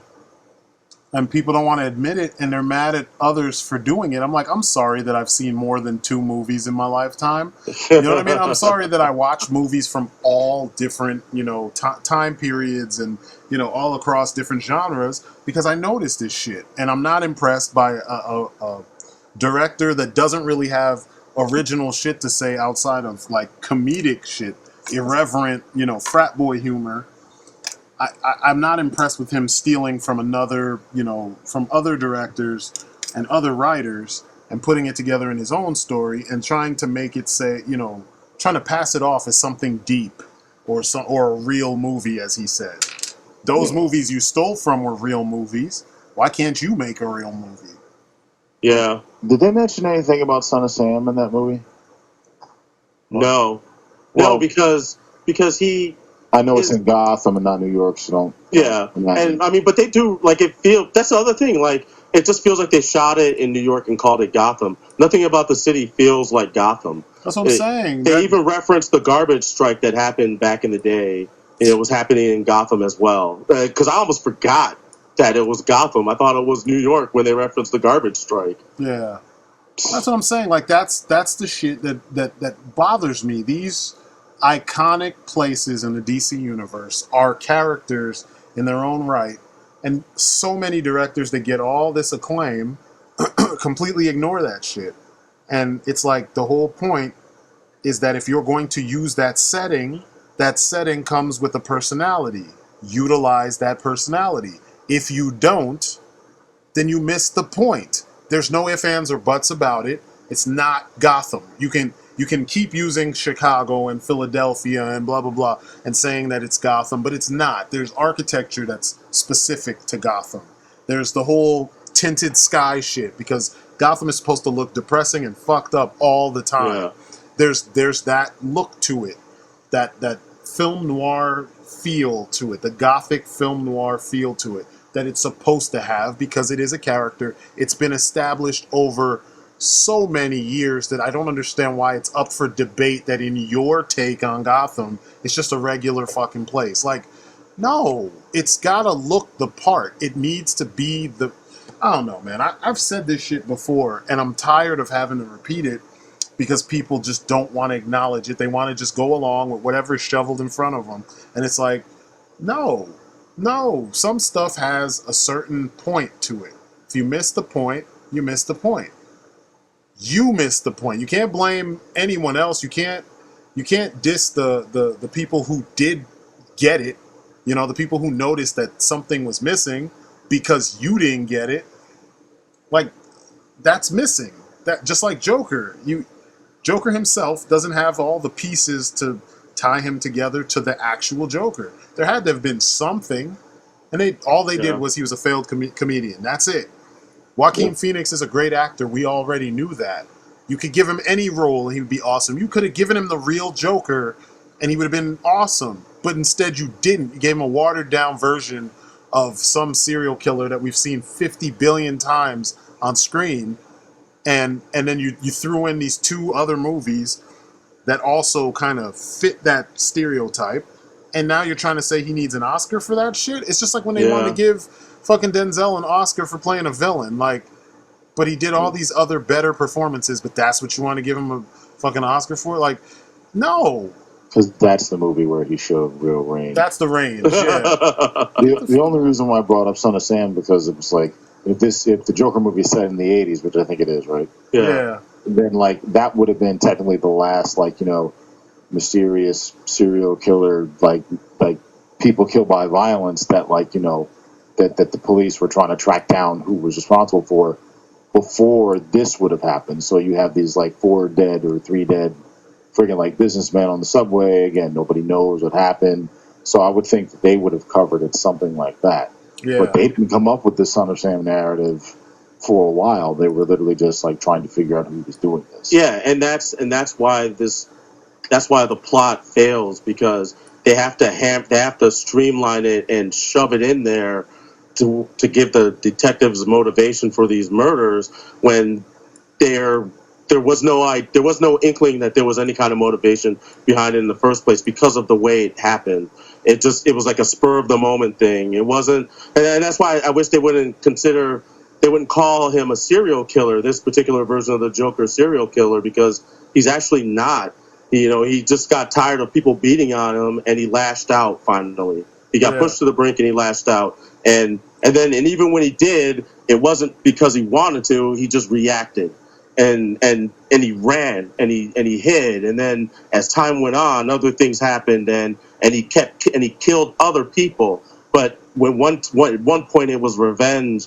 At another point it was because he was mad about what his mom did to him and screwed with him. Indirectly, even though she was suffering from issues as well. Yeah. He kills Zazie Beetz' character because he wanted her, but they never actually interacted or built a relationship. The whole thing was all in his head. Yeah. And even that was done, the way it was done, like they show you, like, they don't show you, but when they reveal it, you're supposed to be surprised. But I was like, of course none of this happened, because Of course. none of it made sense. I was like, when I saw like them talking, I was like, okay, like, that's odd. But then when he came to her apartment and just opened the door, while I guess he had a bad day, he just opened her door. She opened the door and answered it. He just immediately began kissing her, and then they go into the room and the door shuts, and apparently they imply that they had the relations. And I was like, right then and there, I was like, okay, this is bullshit. Yeah. Because they don't know each other that well to even get to that point. Yeah. So then when they reveal it, I was like, yeah, okay, no big surprise. I saw that coming a mile away, because you guys don't know how to fucking tell a story and hide your reveals and hide your twists, because the whole time, and maybe it was supposed to be intentional, because the whole time you're watching them together, you're like, yeah, this doesn't seem right, because she's just way out of his league. Yeah. And it just doesn't, they don't even look like they belong together. That's racist. Do what? He said that's racist. That's racist. That's messed up. There's a part in the hospital when his mom ends up in the hospital, and she's sitting next to him, and she's like consoling him, and she looks like she doesn't look like she belongs, because she's just so pretty, and he's just so like life is just beating him on a daily basis. He just doesn't look like, he doesn't like somebody she would have like fallen for, even if he was funny. Yeah. Like, or even if she thought he was funny, it just didn't seem, it seemed deliberately out of place. So I don't know whether that was supposed to be their intent, because of the way they revealed, like at the end, when they show like she was never there that entire time. Even when he had his little stand-up routine, they showed her like in the background watching and laughing, even though nobody else was laughing. Yeah. Like, there were like obvious all of things. that. All of that felt out of place. So then, so I was like, well, why go and reveal to us like we weren't supposed to already know this? Because like, they knew that Todd Phillips knows that his audience doesn't watch a lot of movies. So he has to hold their hand and do all the things, the textbook things, to tell the story and, get them to the point where they understand what actually happened, even if it's obvious to people who actually watch movies. You know what I mean? That this is what is going on. That's how you can tell good writing from bad writing. Good writing, the pieces are all there. You put it together yourself. They're not going to hold your hand. You put it together. That's what creates repeat viewings. You go back and you watch and you're like, fuck, I didn't see that. But it was there. You know what I mean? Like, they're not going to be like, hey, wait up, look over here. This is where the Easter egg that reveals what. No, that's not good writing. That's terrible writing. You're hand-holding your audience. You're completely treating them like children when it comes to your narrative. The idea is you place all the shit in front of their face. You reveal things either a lot or a little, at a time, and you let the audience put two and two together, or let the audience go on the Easter egg hunt, find all the clues, and put it together themselves. But yeah, you can tell. You can just tell. Can't trust them to do it, because if they don't find them and then they get lost and they miss something and then they feel bad. Yeah. And we don't want anybody to feel bad. Yeah. We don't want to leave anyone behind. Yeah, it's just weird. It's like, choose one or the other. Like, show us while we're watching it that this is out of place and this isn't happening. That way you don't have to reveal. You have to have the big surprise reveal that isn't really a surprise. Yeah. At the end. Or make it look like make it a pseudo Fight Club moment where you thought that they were there the whole time and then they turned out they weren't. Yeah. I don't know, man. It's like they didn't have enough time to do any of those things. They didn't have enough time to make it feel like the police were actually pursuing a lead, and like even how they came to him being a suspect didn't make sense, because nobody knew he was on that subway train. Yeah, they just knew. Like we said, they just knew writing. There was one clown company in the entirety of Gotham that hired clowns and sent them out to go do different jobs. Like, there wouldn't be anybody else who runs their own independent entertainment, like clown entertainment thing where they play at birthday parties or bar mitzvahs or whatever you would need a clown for. We It went was just over that this. one place. We went over this already. Yeah, bad writing. Yesterday we were talking. Yeah. The great clown incident of 1979 led to the creation of the clown union. So Clown therefore, if union. you're a clown, The you're a great member of this clown union. union. So You had to be accredited from a specific clown college. exactly. It was like you got to complete your apprenticeship and everything, man. It's a whole big to do. So yeah, they used that to figure out who it was. It's so dumb. It's so dumb. And people are like, this movie's so great. I'm like, no. Yeah, it's not. It's not. It's not. And it's just funny that if you say it's not, everyone wants to attack. Well, I shouldn't say everyone, but a lot of people want to attack you for it. And it's like, I didn't make this movie. Attack him. He's the one that's. I'll go out on a limb. I'm not telling you that you shouldn't enjoy a thing. Look, if this movie ticks all the boxes for you, and you were right there on the edge of your seat following the storyline, I would strongly recommend you watch more movies, preferably ones made before the year 2000, and again, develop a base of because guess what? All the people who are making movies now watched movies. Yeah. Before the year 2000, so they're just kind of borrowing elements from the stories that they saw and stuff that worked, and they're kind of adapting it into newer stories that they can direct. So that's why all these things that you're seeing as an audience, and it's absolutely amazing, people who have been watching movies for more than 5 years are not. Yeah. We're not amazed. We've seen these things. We've seen we're aware of how the average character arc usually goes in a story like this. Yeah. So if you. Oh, yeah. Sorry. No. So we're not. So we're not just completely floored by everything that's done. Yeah. If you want to tell a story about a guy, despite everything that's happened to him in life, he's had a jacked up childhood, but he still wants to bring enjoyment to people, and the world just won't let him. Then tell that story. You don't even need the Joker to tell that kind of story. But that's because in the end, that's all I got from the movie. But that's not the story that they were trying to tell. And that's not even the Joker. They're trying to do that fucking 12-year-old boy edgy bullshit where it's the serial killer has a reason. It's that movie. It's like Postal or what was the other movie with the dude who makes the armored suit? It was a Uva Bowl movie. You know what I'm talking? Rampage. That's what it was called. Where the dude makes that the Kevlar suit of armor and just walks through his town and just starts murking people because he was ill-adjusted and people kind of didn't really like him. And then he finally had enough and he decides to just kill his town. As one does. Yeah, apparently that's just something that, these guys can do. And yeah, the whole point was he had saved up, he bought all these weapons, got all this armor and stuff. Or the game that what was the game called? Hatred?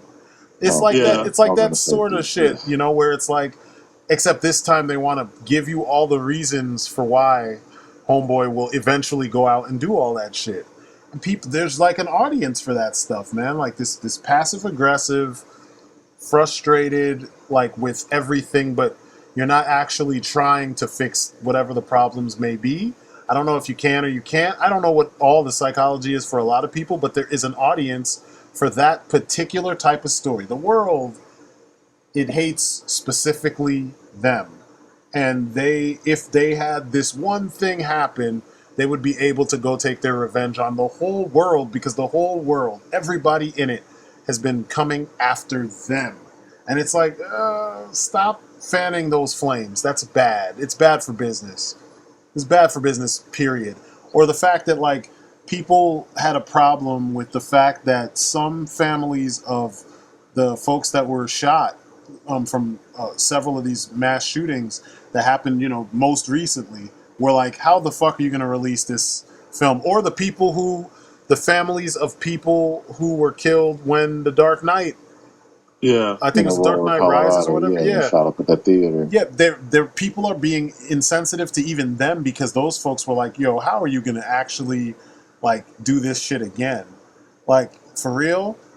And then recently you had shootings too. That's kind of irresponsible. And then people are oh, it's SJW, blah, blah, blah, blah. I mean, we're probably going to get it in the comments too because we're pointing out reality. I'm not telling you the movie itself is part of some kind of conspiracy. I'm saying the timing is bad.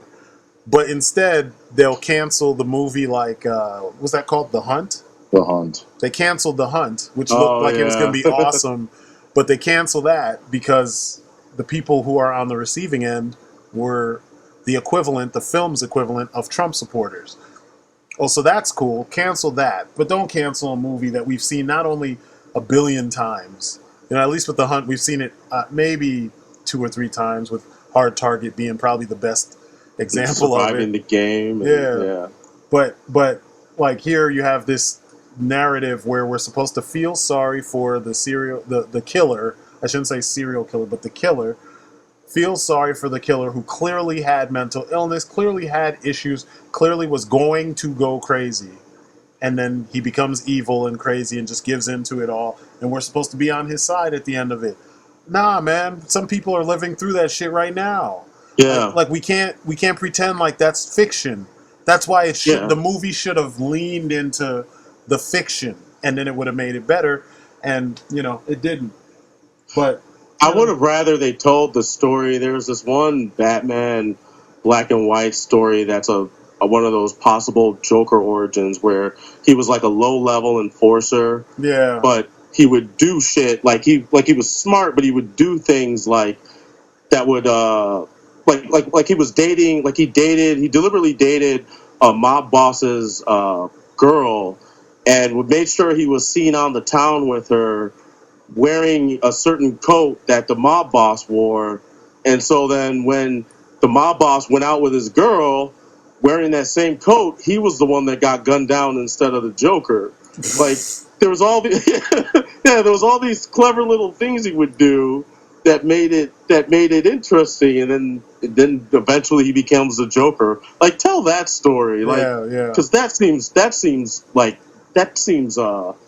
Like, you can't relate that to anything that's going on in real life right now. Yeah, and it actually feels like something the Joker would do. Yeah, I agree.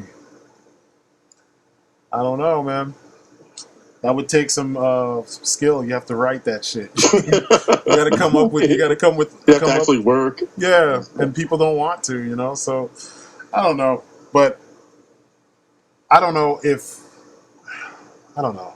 How do you guys feel when it comes to, because I touched on it, but I didn't go into it. When it comes to canon, because one thing that I'm getting tired of with comics. I mean, I don't really buy comics anymore for this express reason, that every time a new team comes on, instead of respecting the previous set of stories, they always come up with their own canon. And they ignore shit that happened before, and they don't build on anything. So nothing has permanence, nothing has lasting stakes. So for me, comics aren't interesting like they once were. What about for you guys? Do you guys give a shit about canon? Do you guys feel like canon actually makes a difference? Like, does it affect the big picture to you guys? I mean, I care about canon. It just, if they make it hard to care about it when they do like these crazy, almost sometimes irreparable changes. I mean, of course, they'll always find a way to take it back to the status quo, but I don't know. It's weird. Like, I think about like stuff that DC's doing right now, and like things that they're changing with, even like, and I'm not even the hugest Superman fan, but like some of the ideas that they're putting out there with like Krypton not actually blowing up because something with the planet, there was somebody actually had a hand in destroying it, and these kinds of things. It feels like we got to do something in order to get people to buy books, and it's not about like trying to tell a quality story or continue a legacy that was already well established. Yeah, it's all gimmickry. Yeah, you're just trying to like come up with something to like, grab enough like eyeballs and just be like, to be outlandish enough to kind of like be able to kind of make some noise, basically. Yeah, and following what someone else has already done, especially if you're on the book, because if you're writing the book because it wasn't selling very well, it's like, well, why am I going to continue what that person did? Because they did it for a couple of months and then they got fired, and now it's up to me. And like, I kind of get that, but still, like, otherwise, why am I going to get invested as a consumer if, one, like you said, if I start buying a book as someone else is writing it and they're only on for, let's say, 6 or 8 or 10 issues, and then someone else will come on and just do their own thing, or if I'm reading a book and then someone else comes on and then that person starts doing their own thing, and so it doesn't tie into what I was reading before. Mm-hmm. So everything that I've been paying for to that point means nothing. And oh, by the way, there's going to be an event coming up in a couple months. It's going to change everything anyway. So nothing I read now or then will mean anything when the event's done. I'm like, that's the problem. Is that, look, I understand events make money. Like, that's the reason why most events now, like, those books come out once a week. Yeah. But like the crucial books of the event, it used to still be once a month because it was still like a certain team working on it. Now it is like literally like the whole thing with the X-Men now with this House of X, Powers of X shit. Like, yeah, like, I'm sorry, now I'm cursing. No, you It's don't have like, to apologize. yeah. You're a grown ass man. Yeah, those books come out like once a week, and I'm like, okay, so again, and the stakes in this book are obviously very, very huge. So it's going to change everything X related going forward until next year when they do the next thing. That's going to change every single and I just can't. Yeah. That's what drives me nuts. It's like it's because it's all just, again, to raise the profile. It's, I get it, like, more money you make, like that's the point of being in business. That I understand. Yeah. But there's got to be a better way than just constantly building stuff up only to tear it down in a year. Yep, I agree. It would be nice. And I It's like, think so when you talk, so that's what I mean. Like, so there's not even, as far as like creators, even in the last like 20 years, like, they don't care about what happened before the year 2000 in the 90s or 80s or 70s, definitely back beyond that with like some of these comics. yeah. So like there isn't that adherence, that reverence toward, like, what came before. It's just, what can I do to, like, maybe make an impact now? Yeah, or trying to build off of what the last person left off of, while at the same time maybe adding your own elements to it in order to make the story, I guess, have a sense of have your own, put your own stamp on it while still building on the legacy of the character. Or I always wonder why why the companies, if you have a book that's doing really well with a certain team and if they still have stories they want to tell, why not keep them past the whatever time they were scheduled to move on to another project? Yeah. And just keep them on until they decide not to do it anymore. I think that's why you had why Ultimate Spider-Man was like the most successful book out of all the Ultimate Marvel comic books. Not just because it was Spider-Man, but also because you had you had uh, you had Bagley and you had Bendis, who did the lion's share of the issues in that entire run. Yeah. So it had a consistent feel and a flow to it, even if the stories changed. Yeah, historically, that's how it was, and that's why I have an issue with it. Historically, when you look back, people like Mark Waid, people like John Byrne, people like Chris Claremont, all these guys, even Bendis, even though I'm not a fan of him these days, Bendis, freaking Miller, freaking, what's the other guy's name? Morrison? No, not Morrison. Warren Ellis. Those cats, they all wrote stories, and they were the writer for the majority of the time on many of the books that they were working on. And that's why the stories have the status that they have, because the care was taken, because that was their shtick, that was their thing. Nowadays, it's like you're lucky if they even stay, a couple months, if it's or they stay through the majority of a year of books, Yeah. and it shouldn't be like that. It should be, you get a team.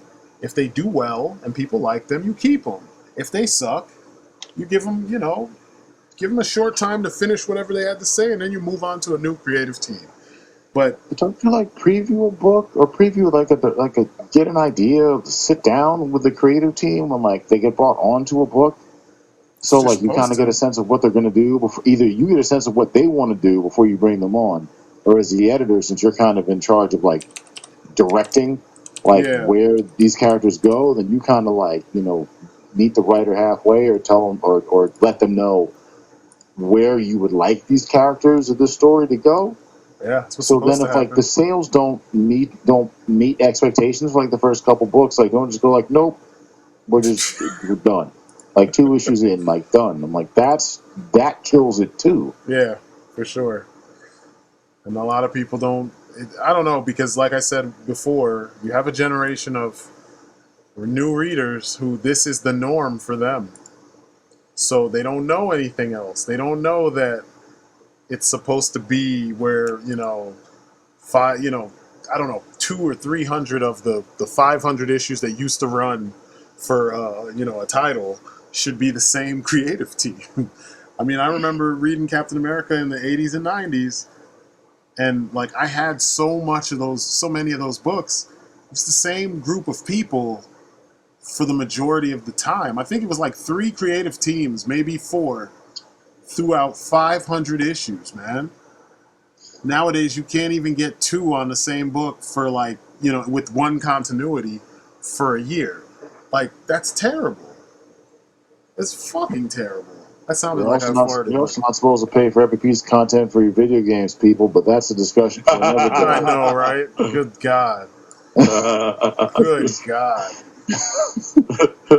It's like, and if people, namely just 1 or 2 companies, are selling you time savers, then what they're telling you is that they would rather you pay than actually play the game, Yep. which means money is worth more than your time. Mm-hmm.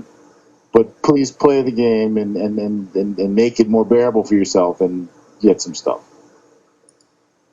So, but yeah, like it's like, yeah, I remember that too. It's like, dude, like people used to have, like, you wouldn't even call them a run because like they were just on the book. It was just what they did. That's what they did. Yeah.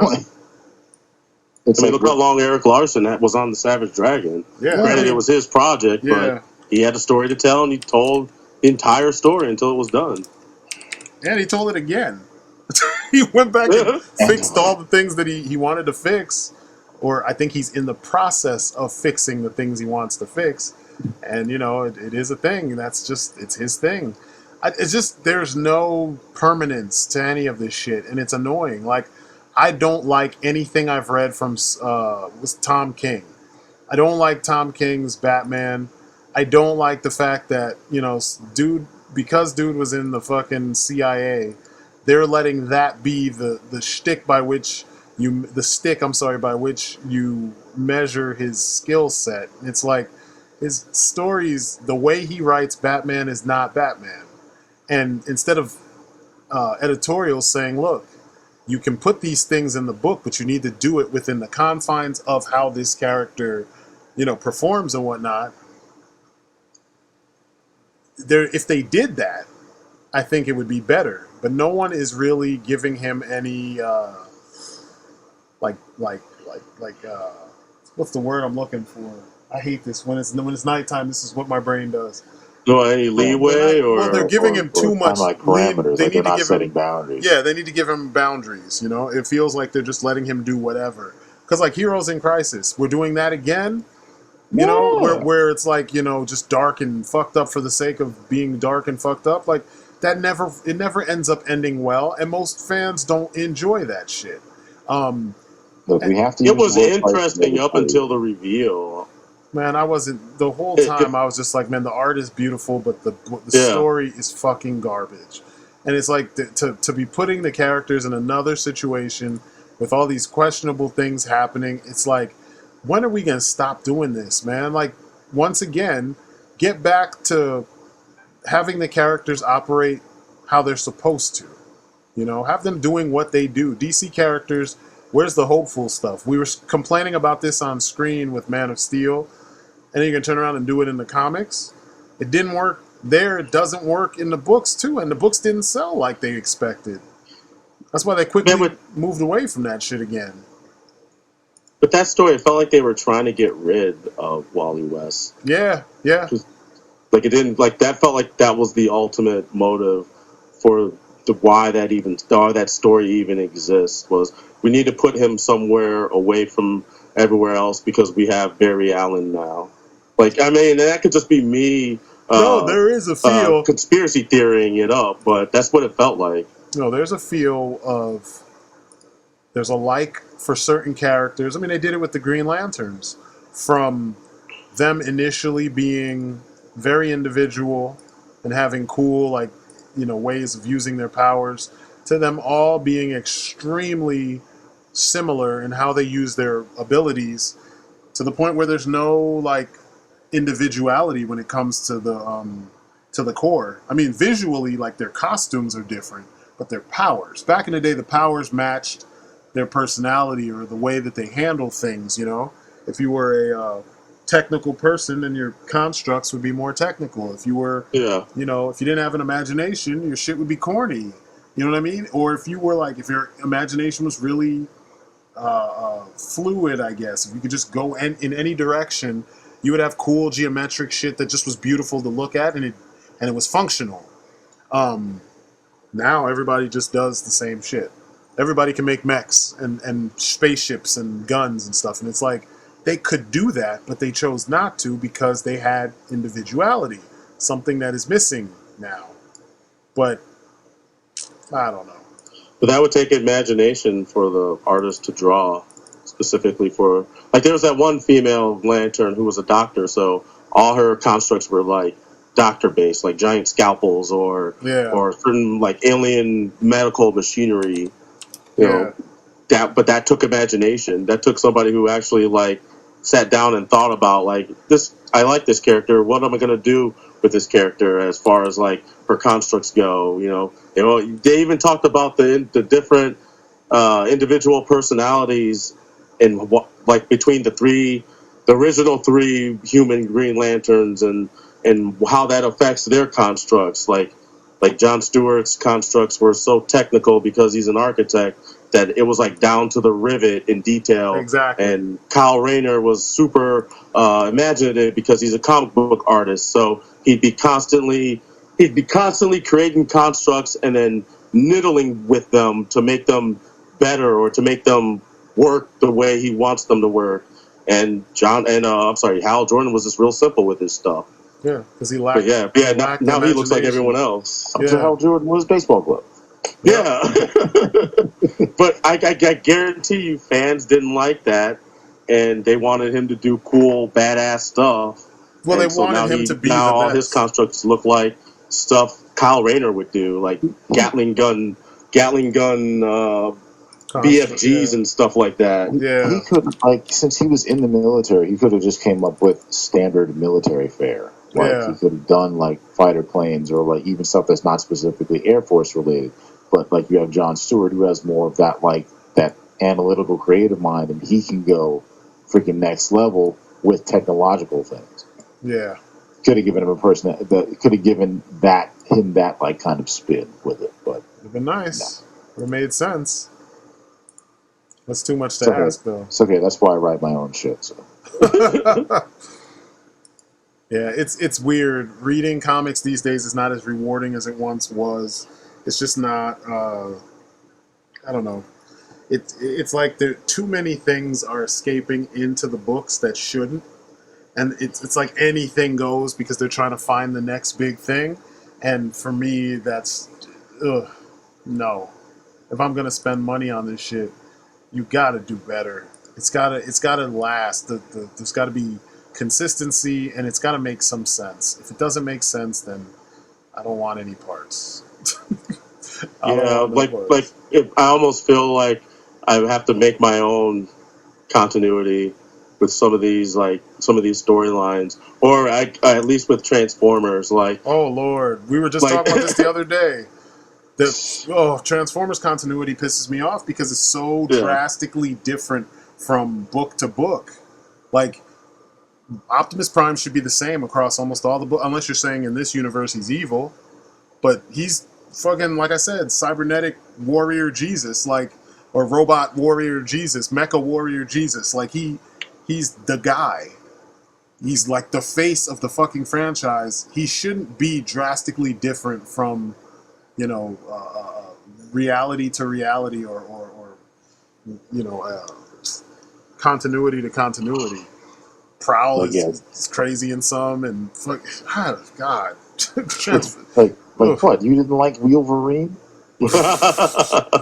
Shit makes me so angry. I was like, this is Yeah, terrible. that's why I cherry pick my favorite stuff from whatever the continuity's from, and it kind of in my world it works this way, like Yeah, how Primus and like in one continuity Primus and Unicron were allegories for like the angel and the devil and yeah, the sort of and it goes on from there, and then you have like the War of Cybertron and Fall of Cybertron and how that all played out. Like yep. to me that works, and that feels like it like it would be the core continuity of the core storyline of the Transformers, and then I would like maybe pick from some stuff out of the IDW books and that sort of thing, because Hasbro, by the time they started paying attention to the continuity and wanting to make their own, and wanted to make an official storyline or an official path of events, it It was was too like late.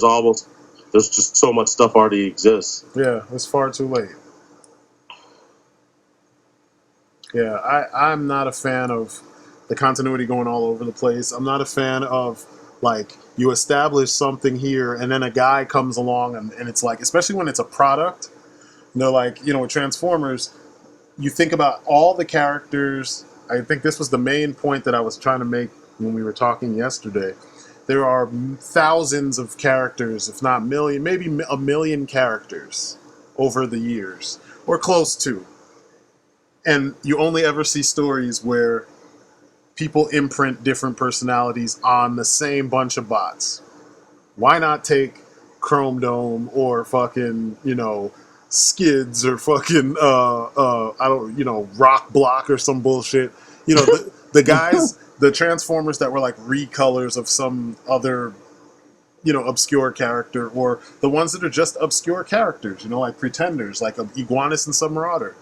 In my collection, they were like the Juggernaut. We used to play with them, and figures would break when they fought because they were so solid and so well built. So we made them like boogeymen almost in our world. But in the comics, they're not really anything. Why not take them and make them be the main characters in some crazy ass story? Instead, editorial once again is like, yeah, go ahead, make Optimus Prime an evil something for the umpteenth time. Make him turn to Nemesis Prime again, or make Bumblebee become president of fucking Cybertron, because that's what we want. That's what the kids who love Bumblebee want to see him do. They want to watch him be president, watch Starscream be vice president, and then watch him get assassinated and shit. And it's like, Because Bumblebee is Transformers equivalent of Jar Jar. So he's a big time warrior, then he's a big time politician. Like, that's what they wanted. That's what the kids want to see. yeah, like, get the fuck out of here. Shit is so wrong. It makes no sense, man. It's weird that that's where we're at. You know what I mean? I think it's weird that the fan base has assimilated that that change in character dynamic, because yeah, he's a lot of the people that love the G1 and everything then worship that. Bumblebee was never that dude. Yeah. And then when the movies came out, he became that dude, and they were just like, yeah, okay, I'm going to go along with that because that feels right. Like, I don't know why that works for them, but then they'll do something like what they did with RC in the comics, and they'll completely reject it. Yeah. Which I understand. I thought that was not the right move to make with that particular character as well. But you reject that, but then you embrace this other thing that feels like another character that was in that position. Yeah. Previously. Yeah, I agree. It's a mess. It's a fucking mess. I just don't understand why, like you said, why does that work, but other stuff does not? Sense it makes not.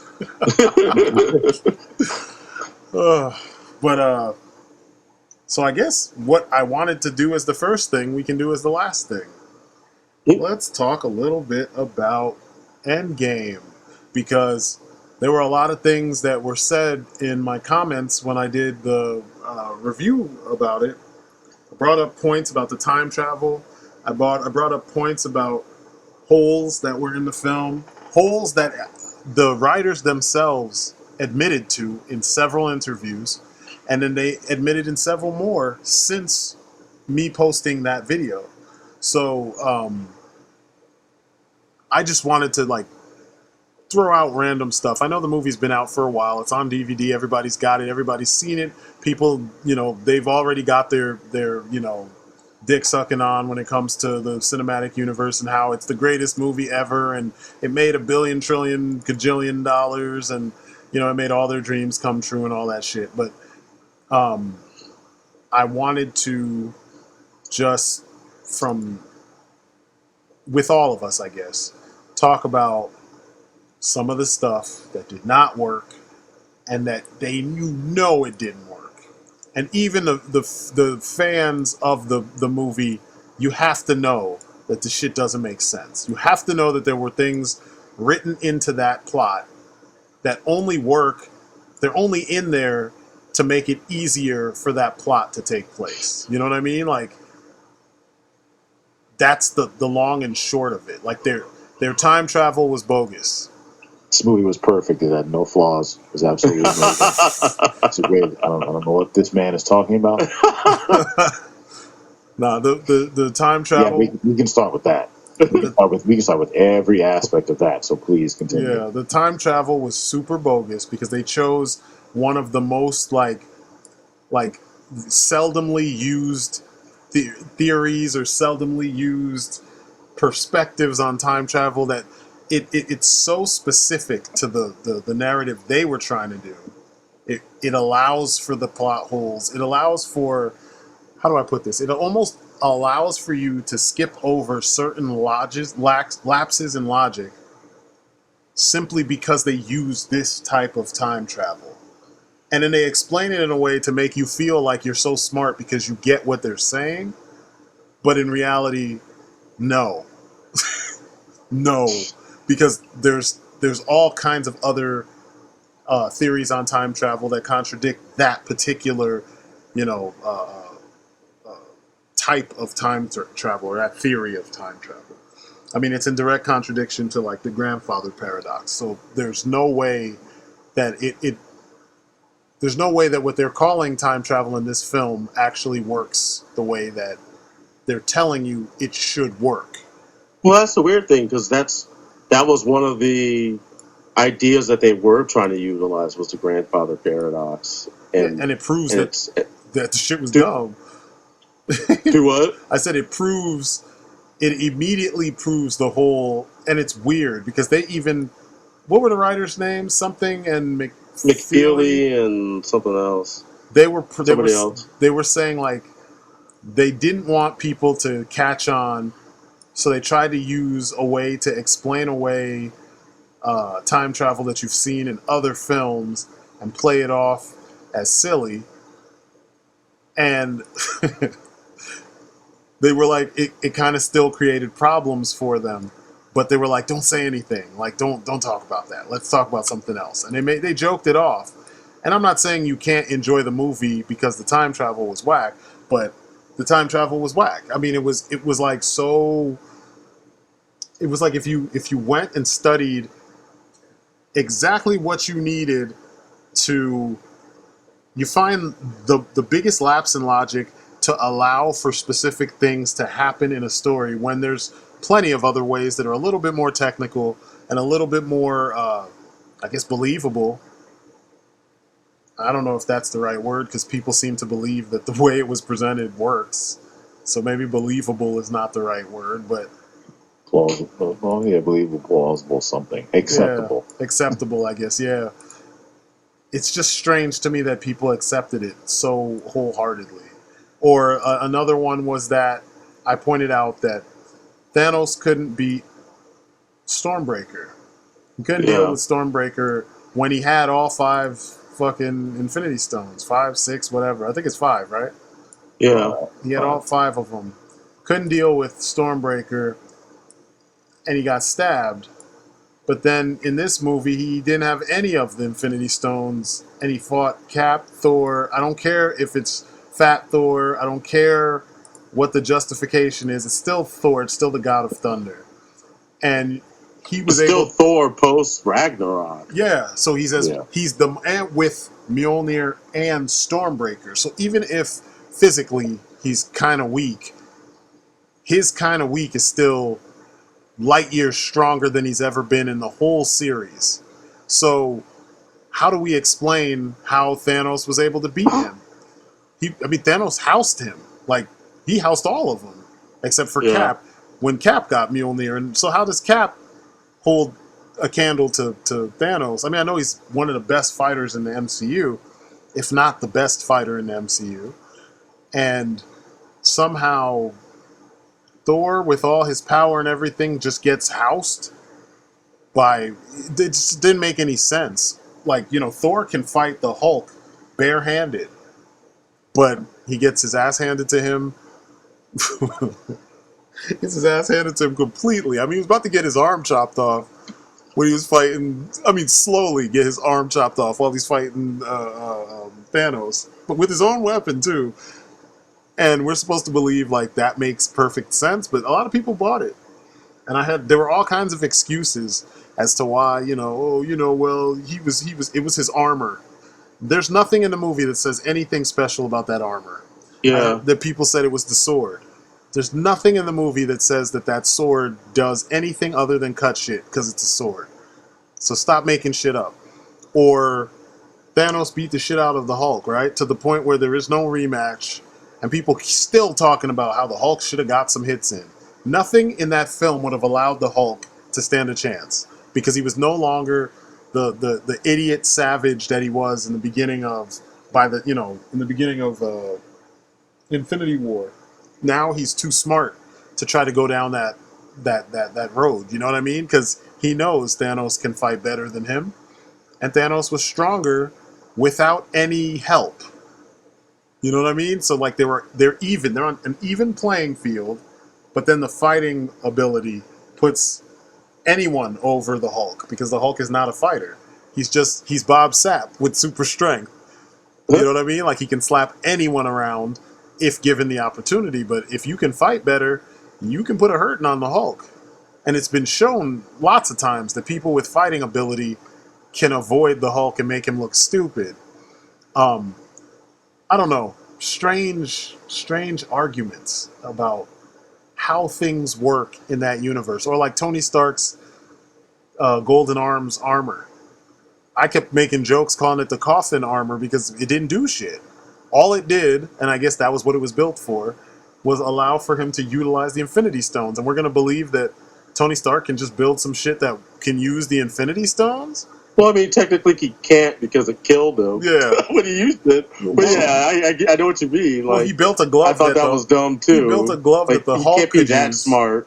He built a glove that the Hulk was able to use to do to redo the snap. Then he built a suit of armor that could also allow him to do it too. It's like, come on, guys. And he solved time travel. I'm like, you guys, you're putting a lot of faith in this one character who the only claim to fame is that he had the first of these movies. That's it. Yeah, I've always said he's the most OP character in the MCU. And no one, people don't want to agree. They want to. It's always been a problem with the MCU in general when it comes to characters and the extent of their abilities. You know what I mean? Because you can go all the way back to the first Avengers when they had their little fight in the forest, and Thor's fighting Iron Man, and all he does is recharge. He overcharges Iron Man's batteries. But in reality, if you were to go by comic book logic, if he slapped him once with that hammer, his armor would fall apart. Well, there's been because that's how strong he is. But they nerfed Thor in the earlier movies for whatever their reason was. I guess because plot. Because at the end of the day, plot wins out on top of everything else. When it comes to these movies, and that's why Thanos was so powerful at the end, because they needed somebody strong enough to have this big end movie battle with, and it's Thanos. So he has to be strong enough to keep pushing them back until they have the big reveal and the big ensemble battle. You know, plot is the most powerful thing in the MCU. It's true. It's what served them all through these 22 movies. Yeah. The story that they needed to tell, events that needed to happen, they happened regardless of how they fit in with what came before. Yeah, it's true. It's very true. It's dumb, but it's very true. It's very true. Like I watching the film, it took me out of it when I kept seeing things that, you know, I knew shouldn't have happened. You know, like when I saw him fucking figure out time travel, I was like, get the fuck out of here. Yeah. Seriously, come on. He's not Reed Richards, Doctor Strange, and Tony Stark all up in one. You know, like, and he's not Professor X, and he's not Magneto, and he's not someone from the Shi'ar Empire. He can't know how to fix everything. He makes weapons, and he's an engineer. Why are we giving him all this ability, and then he doesn't actually utilize it? I mean, he made umpteen Iron Man suits that all ripped apart like tissue paper on guys that were weaker than Thor, like way weaker than Thor. Matter of fact, they were weaker than Iron Man is in his suit. But they were ripping his suits apart like the suits were made of like Play-Doh or something. Now we're going to believe he can make a suit that can harness the power of the Infinity Stones. Yep. I'm like, come on, guys. You guys didn't watch the same movies that we all watched? I don't know. It's weird how they can convince people that things are the way that they are. Or the fact that, like, the way they rewrote Spider-Man, where, like, everything that is Spider-Man, they got rid of. Spider-Man's favorite hero is Captain America. Spider-Man wanted to be an Avenger more than anything when he finally got into his swing of things when he was as a superhero. Spider-Man, like, his example was Cap. That's why in Civil War it was a big deal when people, Tony Stark convinced him to reveal his identity, and he started getting attacked. Who is it that helped him? Cap ended up helping him. Who did he end up going against when he worked with Tony Stark? Cap, because Tony Stark wanted that. It's like people read or learn things and just forget it because they were told something else. You know, like, I don't know. And maybe it's the fact that they're buying into the continuity problem that we were talking about before. But, like, that's a core character trait. When you change something like that, that's when your story becomes suspect. The MCU Spider-Man, you know, the fact that they're making him basically like baby Iron Man is annoying as hell to me because you lose out on the whole aspect of Peter Parker being a smart person in and of himself, even as a young kid. You know, he had that, what they always called in the comics, that Parker ingenuity. Yeah. You know, he was able to create he created all his own equipment. You know, he created his web spinners, and he was able to do all that stuff with his web spinners without having to have a suit that did it all for him because Tony Stark made it for him. Yeah. Like people harp on the Amazing Spider-Man movies, but they at least showed that they had got that right about Peter Parker. They messed up, if you really want to consider it, messing up on some other aspects, like, oh, he's too pretty, but whatever. I didn't care about that too much. Or his dad's secret lair. They nailed Spider-Man and they nailed other aspects of Parker better than MCU Peter did. Oh yeah. I'll never forgive him for the dad's fucking secret lair. That shit pisses me off to this day. Yeah. Like, no, you gets no love for that shit. None whatsoever, because that made no damn sense. Yeah, that's one of the things they failed on. God, that shit made me so angry. And if they were going to get to use him for, like, more movies, which I don't know, I think at last count, like, he will be in 2 more or something. Yeah. Yeah, he's going to elevate to, like, you know, a more significant position in, like, as far as, like, technological contributions to the team, more than likely because of his proximity to Tony Stark. Yeah. So that's just great, because it's not like you can have anybody else come in and, like, do this stuff. I know, yeah. You can't have, I mean, yeah, it's just doesn't make sense. It's like, so you could have introduced Rhodey's niece. Not Riri Williams, but the other, the Marvel Comics has kind of completely forgot about her. Rhodey's niece, because she was smart and she could like pop in there and take the place of both Rhodey and Iron Man. I don't even know But who. they're not going to do I that. don't remember Rhodey's niece at all. You just threw me for a loop. What was her shit? Who was she? What's the I short know version? she was. I know she was running around in the War Machine armor for a while. Oh, was this like recently? Like right before Riri Williams? No, this was like well before Riri. Huh. But then you know, I guess because Bendis had such weight, and he wanted to make his own character, and that's where, and then Riri comes in, and because Riri. that was a big thing with fans, because they were mad that you already had a character that kind of already is doing what Riri's doing, and you just totally push her to the side, or what I like to call a silent retcon, because she's still part of the canon, but they just don't talk about the character, so as if they don't exist.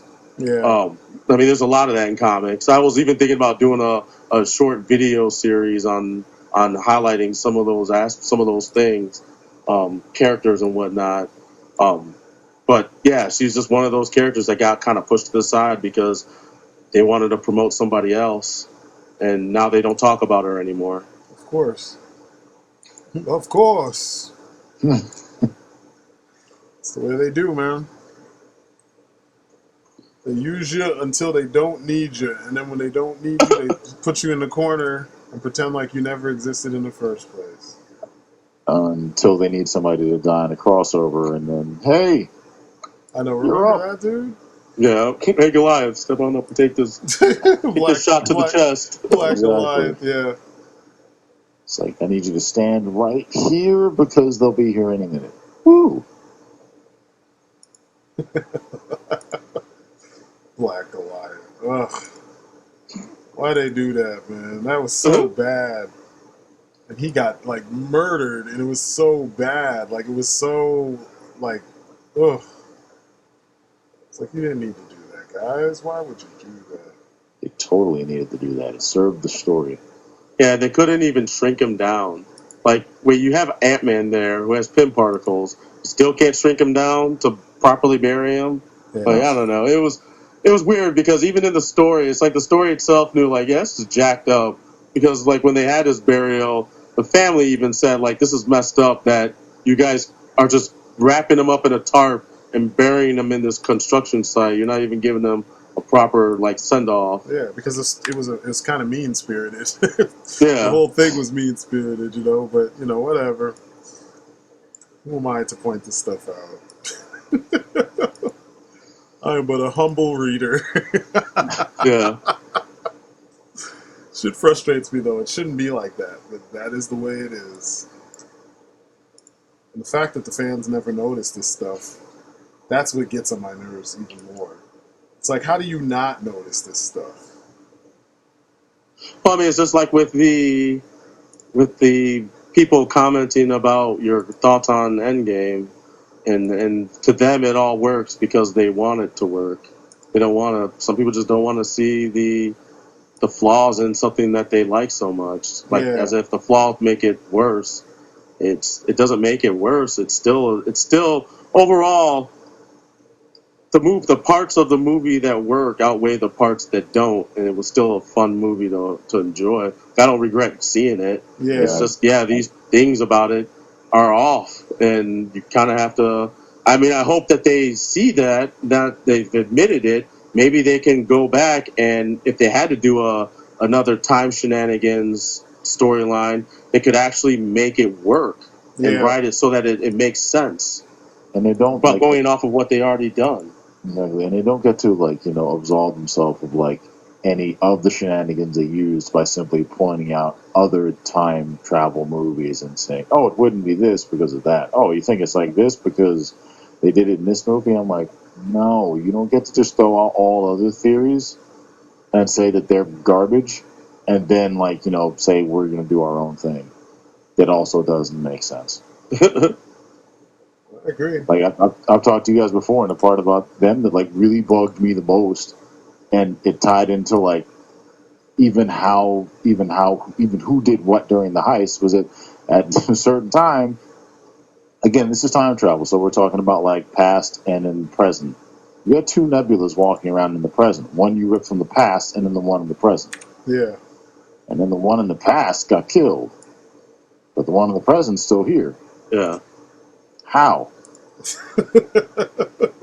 That's what I was saying when I brought up the grandfather paradox. It's like, And grandfather paradox is like, no, like then now we're talking multiverse. Like we're talking like everything you do technically creates another string, which is fine, but somebody needs to at least theorize that. Or like you need to cover that at some point, because again, it's sort of like Terminator. Like I was thinking, okay, there's in Terminator, there's the one future and the one past. At least there was until 3. yeah, exactly. Yeah. Well, I mean, there is the many worlds theory that they were also talking about and that they use, but even that, like, it's that they're trying to use in conjunction with the grandfather paradox. But yeah, it's weird because I don't know how. Like they both seem so odd, or not odd, but I don't know how to explain it. Like I don't know how, like if you were trying to use them both together, I don't know how you could, or whether they both would apply, or whether would one theory, if was true, would cancel the other one out. I mean, obviously there's so much about time travel we don't know because we can't actually do it yet. Yeah. But hopefully never will. Yeah, I know. Right? Yeah, right. And it was funny because when I was first thinking about it, I only raised objections with like maybe 1 or 2 of them. But how do you actually put any of the stones back?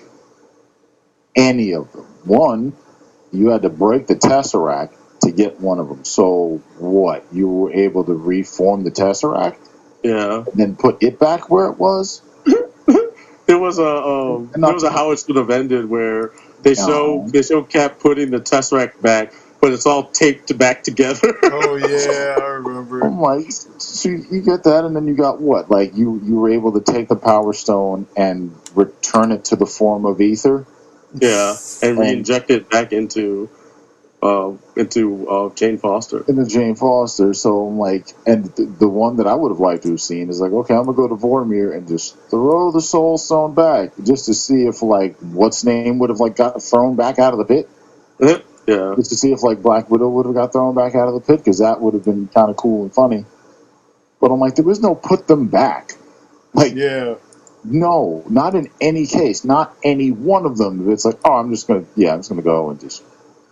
First off, you're assuming that Cap knows where all 5 of them came from. I don't know if we've ever talked about that. Yep. Especially like the freaking like Power Stone or Space, whatever, the one that the Guardians had. So where did he return that to? To friggin' back to that planet from the beginning of Guardian. Yeah, where the Nova Corps is. That's now like a hole in the ground. No. He'd have to put it back because remember they went back and took it before Star-Lord got it. So they would have to go back and put it there. Oh, they went to where he picked it up from. Yeah, and then the Time Stone would have to go back to the ancient one. But those are the only 2 that would actually work. Again, nice little moment. And then the fact that Cap went back in time and then lived an entire lifetime and then came back alongside himself. Yeah. Yes. Because that's what they said, is that he lived his life alongside the version of him that was thawed out. And he just didn't do anything before they thawed him out. Even though he was already there. And they said he's even one of the pallbearers at Peggy's funeral. I was going to say, yeah. I'm like, you guys are reaching, but hey, whatever. It's still a lot. It was a nice moment. Like I get the sentiment. I definitely get what you were going for, but there was no way to execute that. That wasn't even fridge logic. Like that didn't even not make sense. Like when I got 5 minutes away from the screen, like I'm watching it, like, oh, that's sweet. Wait, what? Like if he had come back the same age, like that would have, or if he had not come back. Let's say he had not come back, but there was like somehow a letter that got delivered, or something like that, or like Sam Wilson goes to like his locker, or someplace like near to him, and then like he sees a letter that's like super aged. That'd be dope. that got like left by Steve, like to say that, hey, I lived my life back, like I stayed in time and lived that life with Peggy. Like that would have been a lot cooler than him sitting here on a freaking bench. I know. I mean, and I'm not gonna diss it. I liked it. I liked It the was a fact good, that he Yeah. came it back. was a good feeling. Like I got what they were trying to do. Yeah. I You just just don't didn't feel do it the like. way you did it. Yeah, it just seemed kind of like, oh, that's coincidental that it worked the way it worked. You know what I mean? It just happened to work where you got to do all the things you got to do, and he's got like fucking super soldier children running around now. Like and like I said, it goes back to the grandfather paradox. So wait, all this stuff happened. So he went back in time. So I assume the time like probably popped in like right after he would have died in the crash, or would have been frozen in the crash, but actually lived. So then, like you said, there's two of them going around. Yeah, Well, it depends on what time he decided to go back to Peggy. Because when you see the shot of him entering her house, it had to be after the war was over. So she went through the whole experience of him not coming back after the crash, and then she's at home one day after everything's done, maybe even after Shield was formed, and then he just shows up at her door, like, "Hey, honey, I'm home," and then they get it on and they live their life. It's like I thought you were. Yeah, I get that a lot. Yeah. so Like I said, it was a very sweet moment. Again, go along with a lot of other stuff that like that did happen. That it hit. Like again, like they were trying to get a lot of like emotional beats and really cool scenes and callbacks and like the movie went for all of those things. And some of them worked better than others. But in the moment, I didn't complain. Even like the whole like girl power scene, did not complain about that. I'm like, it was I stupid. can't even use the word contrived. I'm like, 'cause this whole goddamn last scene is like horribly contrived, Yeah, but it's entertaining as hell. yeah, Yeah. it was stupid though. Yeah, I like what they did in Infinity War better. It just felt like it was natural. That's my gripe with the girl power thing. Like if it had felt like it was more of an organic thing that just happened to happen, then it would have been cool. And if they had turned up the imagination a bit more, because Captain Marvel didn't really need any help. Yeah, She just flew through everything and did what she had to do. she But literally flew through a ship, and then yeah. Pete was like, "There's a lot of guys there." I'm like, "But she flew through a spaceship with no weapons and downed it. Like, Yeah. where have you been all this time? Like, what were you looking at all this time?" Chilling. Yeah, it's like, come on. Come Like I was on. up in space chilling. Yeah. I mean, that's the problem with, I guess, Should have Captain got a Marvel haircut. in general, and I think why the movie, her own solo movie, wasn't as good as it could have been. Was I don't think at the time Marvel knew what to do with her character, because I remember Brie Larson saying she had shot all her shit for her Endgame before the movie was even like written Yeah, and done. So like I contribute the I contribute the reception due to Marvel's like mistake of working so out of order with how all this stuff is supposed to work together, and why the character doesn't feel that all that interesting, because they didn't really know what to do or what they were going to do with her as far as establishing her as a personality, or establishing her personality. So that's why I'm hoping maybe the sequel they actually work that shit out and she's a more enjoyable character. Hopefully. that's if they even do it. I don't see it happening. If they think there's money in it, they will. I mean, and it made money, so yeah, I can see them doing it again, doing another one. I don't think it didn't Their make marketing what they machine is wanted. strong enough that if they market it right, they'll get people to go back to the sea, because it was well received except for all the haters. You know, Yeah, I but think they could get away with the it. If they movie can do was 3 bad. Thors, they can do another Captain Marvel. What kind of logic is that? All three Thors weren't bad movies, though. No, exactly. They made money. That's not what So I'm saying. they'll No, I do said another Captain Marvel I'm movie, talking. because they're going to try and fix it. I'm talking about quality of the film. Like Yeah. the Thor movies weren't bad movies. They got progressively better. her movie was a bad movie. From like, But a lot of people pan the second movie as the worst oh Thor no, I movie. know, So I you know, can't technically say it was better. It wasn't better than the first. The end scene was better than the first scene, or the end fight was better than the first movie. yeah, But a lot of people didn't like the second movie, yeah. But a lot of people say that Ant-Man movies are bad, and they're not. They're and they completely made a second sound. movie. I know, but what I'm saying is, despite the reception, the quality of the film is still like objectively. The way the film is done, structurally, story-wise, logic, everything is sound. Like it's a heist movie. The first one was its own little beast. It was completely self-contained and it worked. Then the second one upped the ante and it was still a heist movie. It still had all these beats that worked on its own in its own little thing. It wasn't like contradictory the way that Captain Marvel was. Captain Marvel was contradictory from like moment to moment to moment. There were things in the story that didn't even add up in the story. They don't explain a lot of things that they needed to explain. There was like stupid things like if the Supreme Intelligence shows up as someone you respect, why didn't it show up to her as what's his name? Someone you respect the most. Why didn't it show up to her as Jan Rod? Instead, it showed up as the chick that she didn't remember because she had amnesia, or the machine that she was hooked up to. The whole opening sequence that we're not the bad guys, but we're just gonna act like the bad guys. So while you try to escape, when we could stop and be like, yo, wait, we need to get some information because we're not the bad guys. Instead, it plays out like they kidnapped her and they're trying to probe her, and she wakes up like, fuck, you're not probing me. I'm about to beat the shit out of you guys. You know what I mean? Because Well, yeah, that's why I think there are bad scrolls and I think there are good scrolls. but And Talos they was could use on the the second ship. movie to explain that shit. I'm saying, I don't know. Maybe you see it completely differently from what I'm saying based on what was in the film.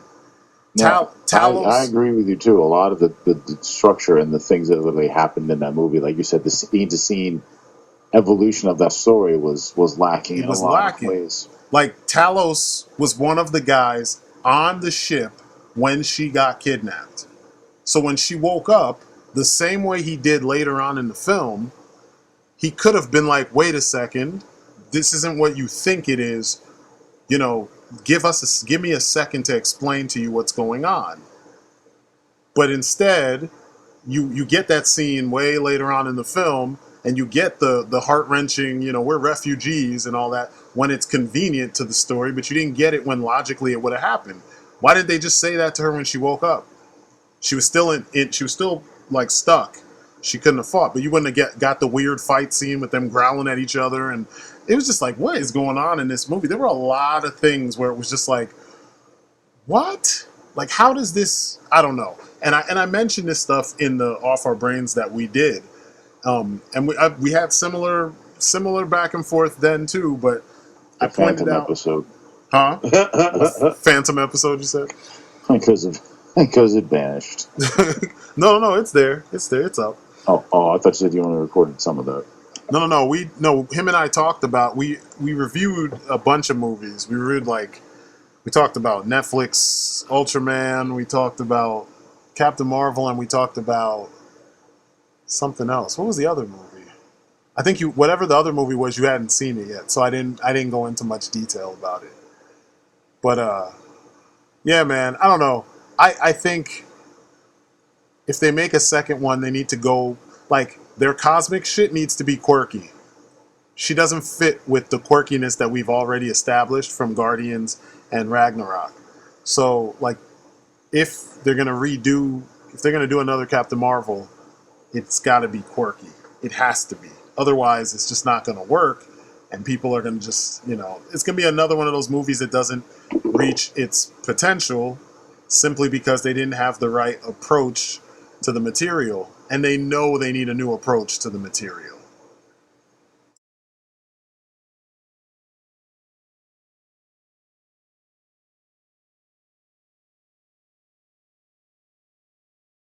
What was in the Lightspeed engine What was in that engine that she could absorb to allow her to do what she was doing? Why?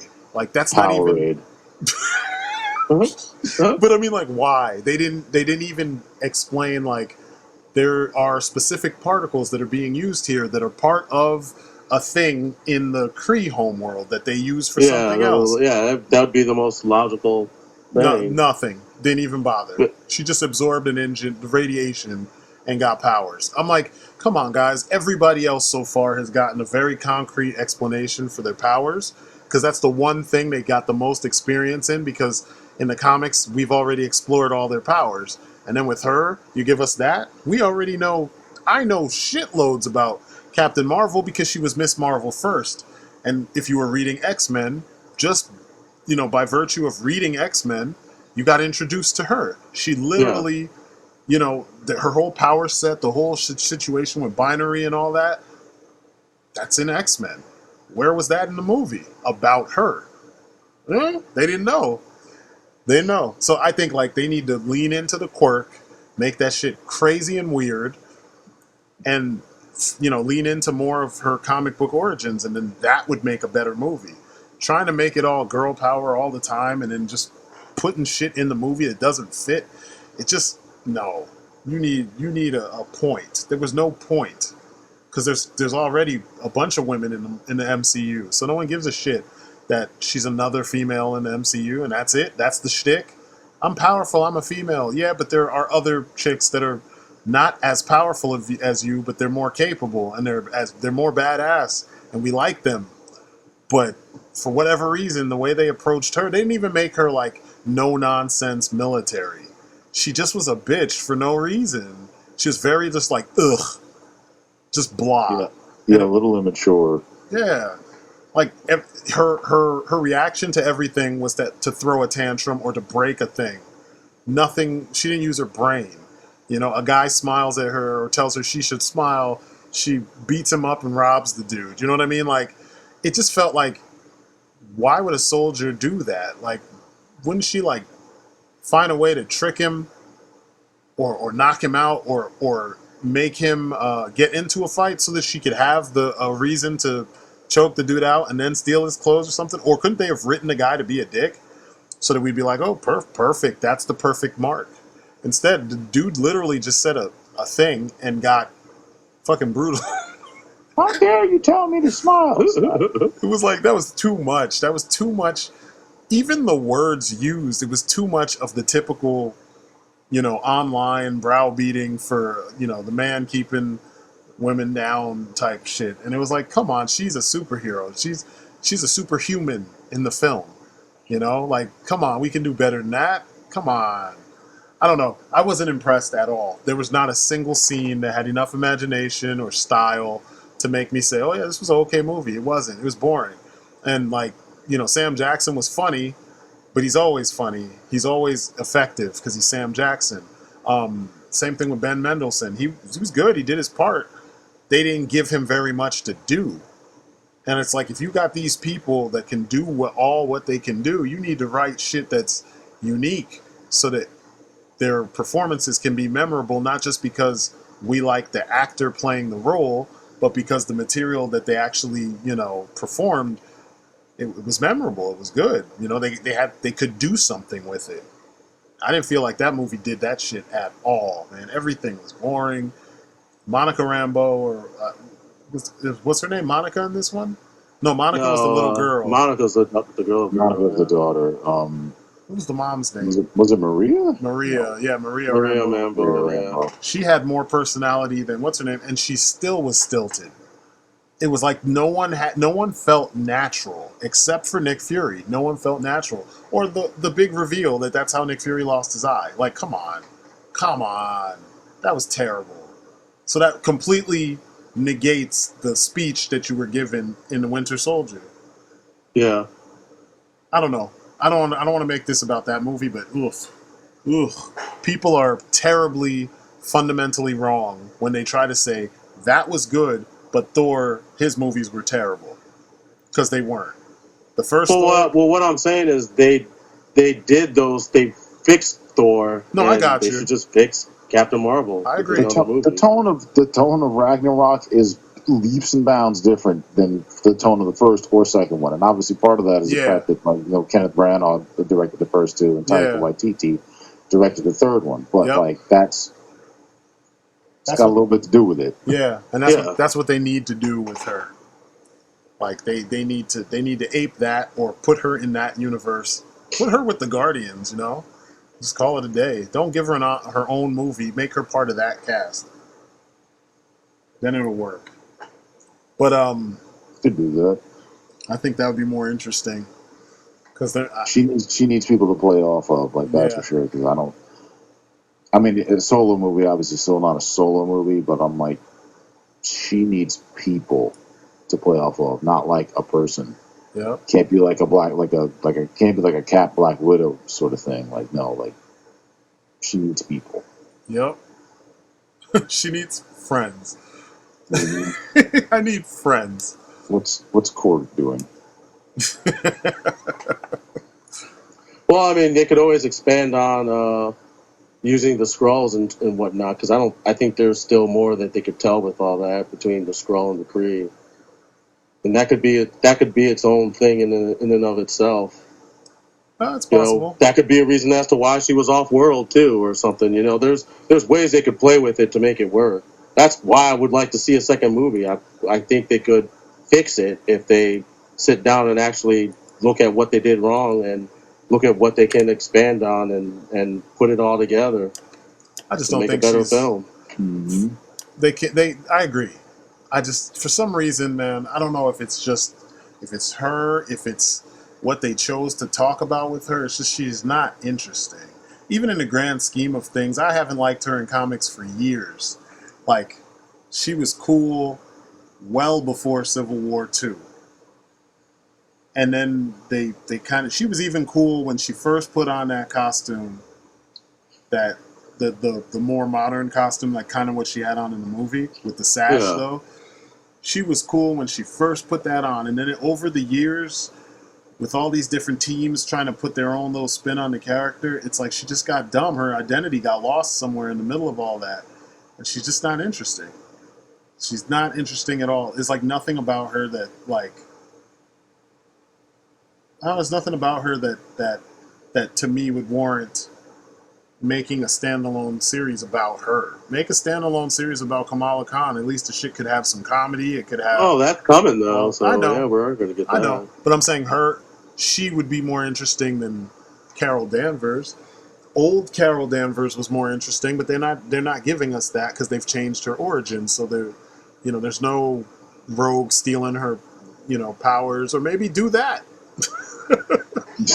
Do that shit, and then we could be like, oh, okay, that's quality. That's how they introduce the X-Men.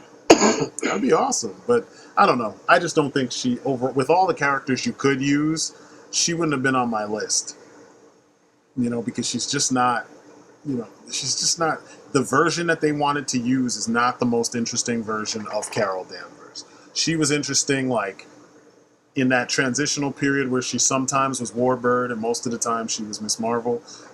That was when she was most interesting. When she was dealing with alcoholism and like PTSD and shit like that, like that's when she was cool.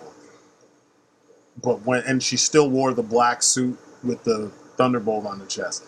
That was cool, That was before they were trying to make her your poster child for whatever it is they're trying to make her the poster child for. Because, she's boring now. She's so boring now. It's not interesting. And she's in a part of the Marvel Universe that is interesting. So. They show a lot of personality things to draw the eye. You're right. It's like she needs to kind of stand out. Yeah. Unless she stands out by being the one thing that's not interesting. Or maybe it's the actress that they chose too. What if they picked someone that was more of a personality onto themselves? Because she doesn't really when you think Brie Larson, there's no defining characteristic. Because I've seen her in movies where I thought she was cool. She was cool in Kong Skull Island.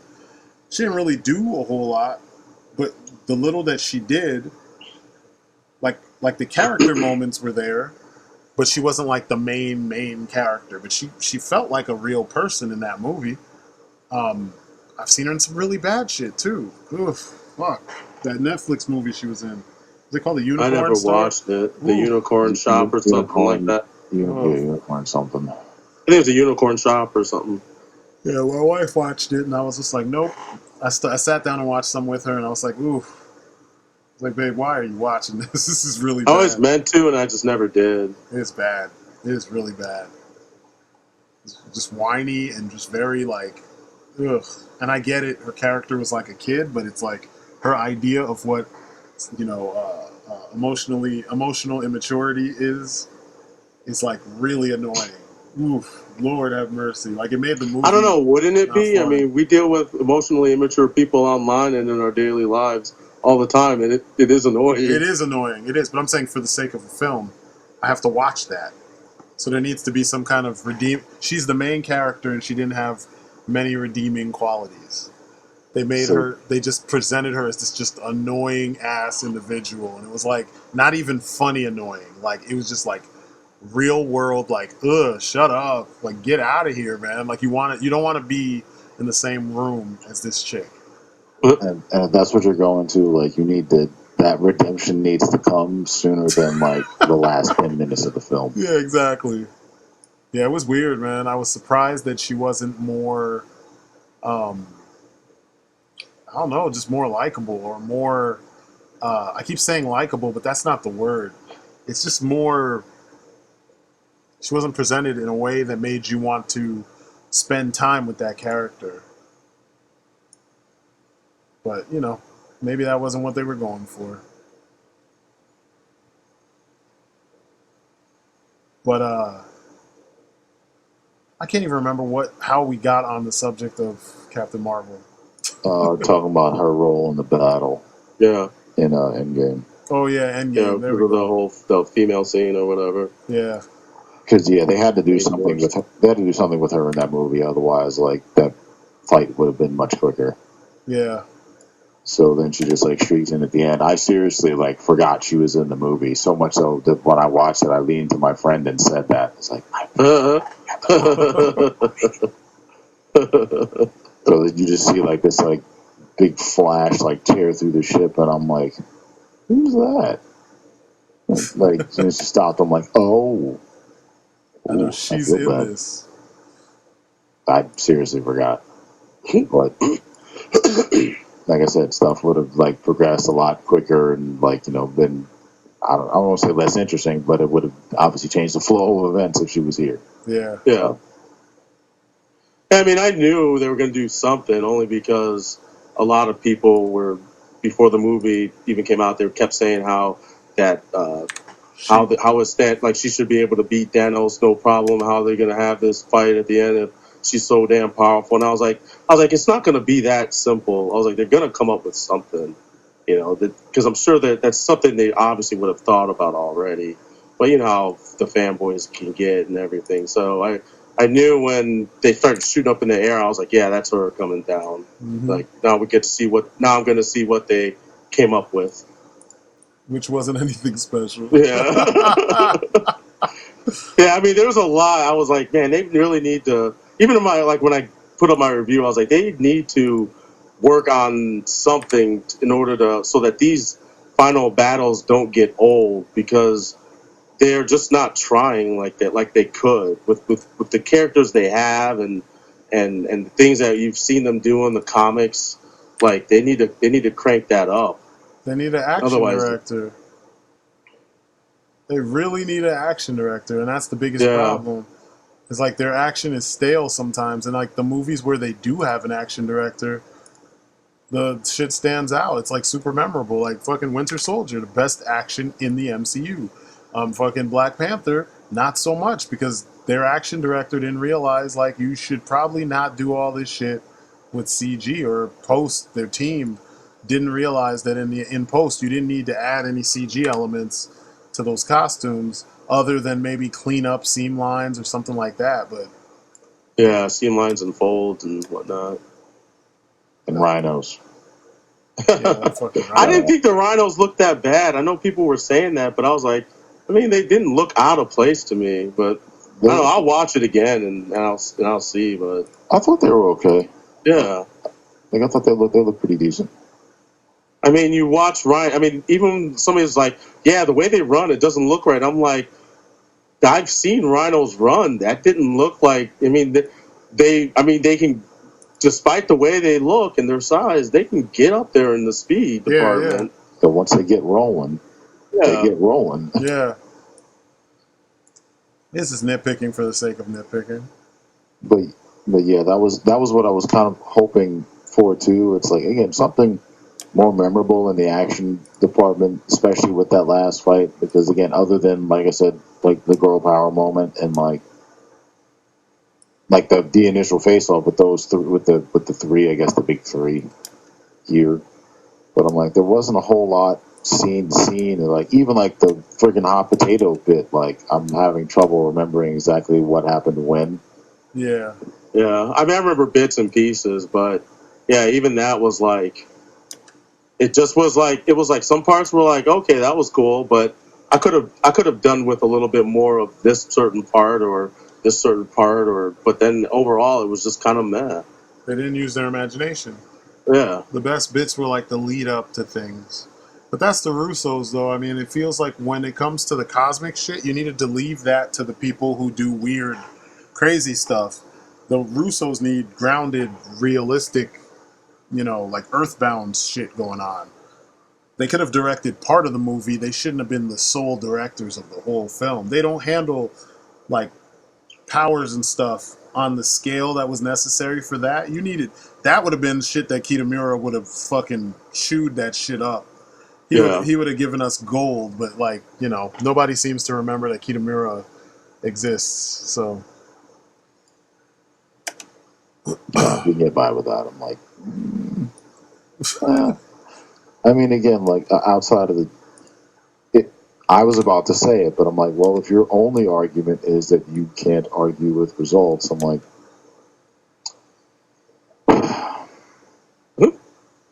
yeah, that's all I can say. Is like, well, I mean, a bunch of people saw it, and it wasn't bad.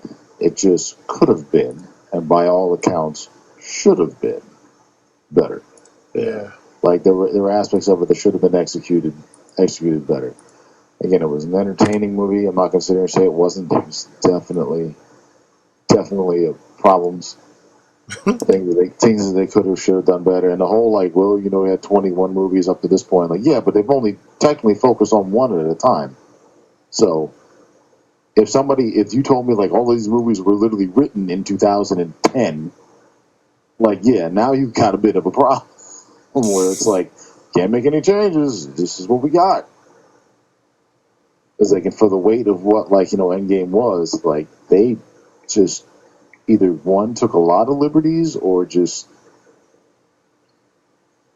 kind of, I don't want to say wanted to get done, but like there were a lot of story bits that really should have changed.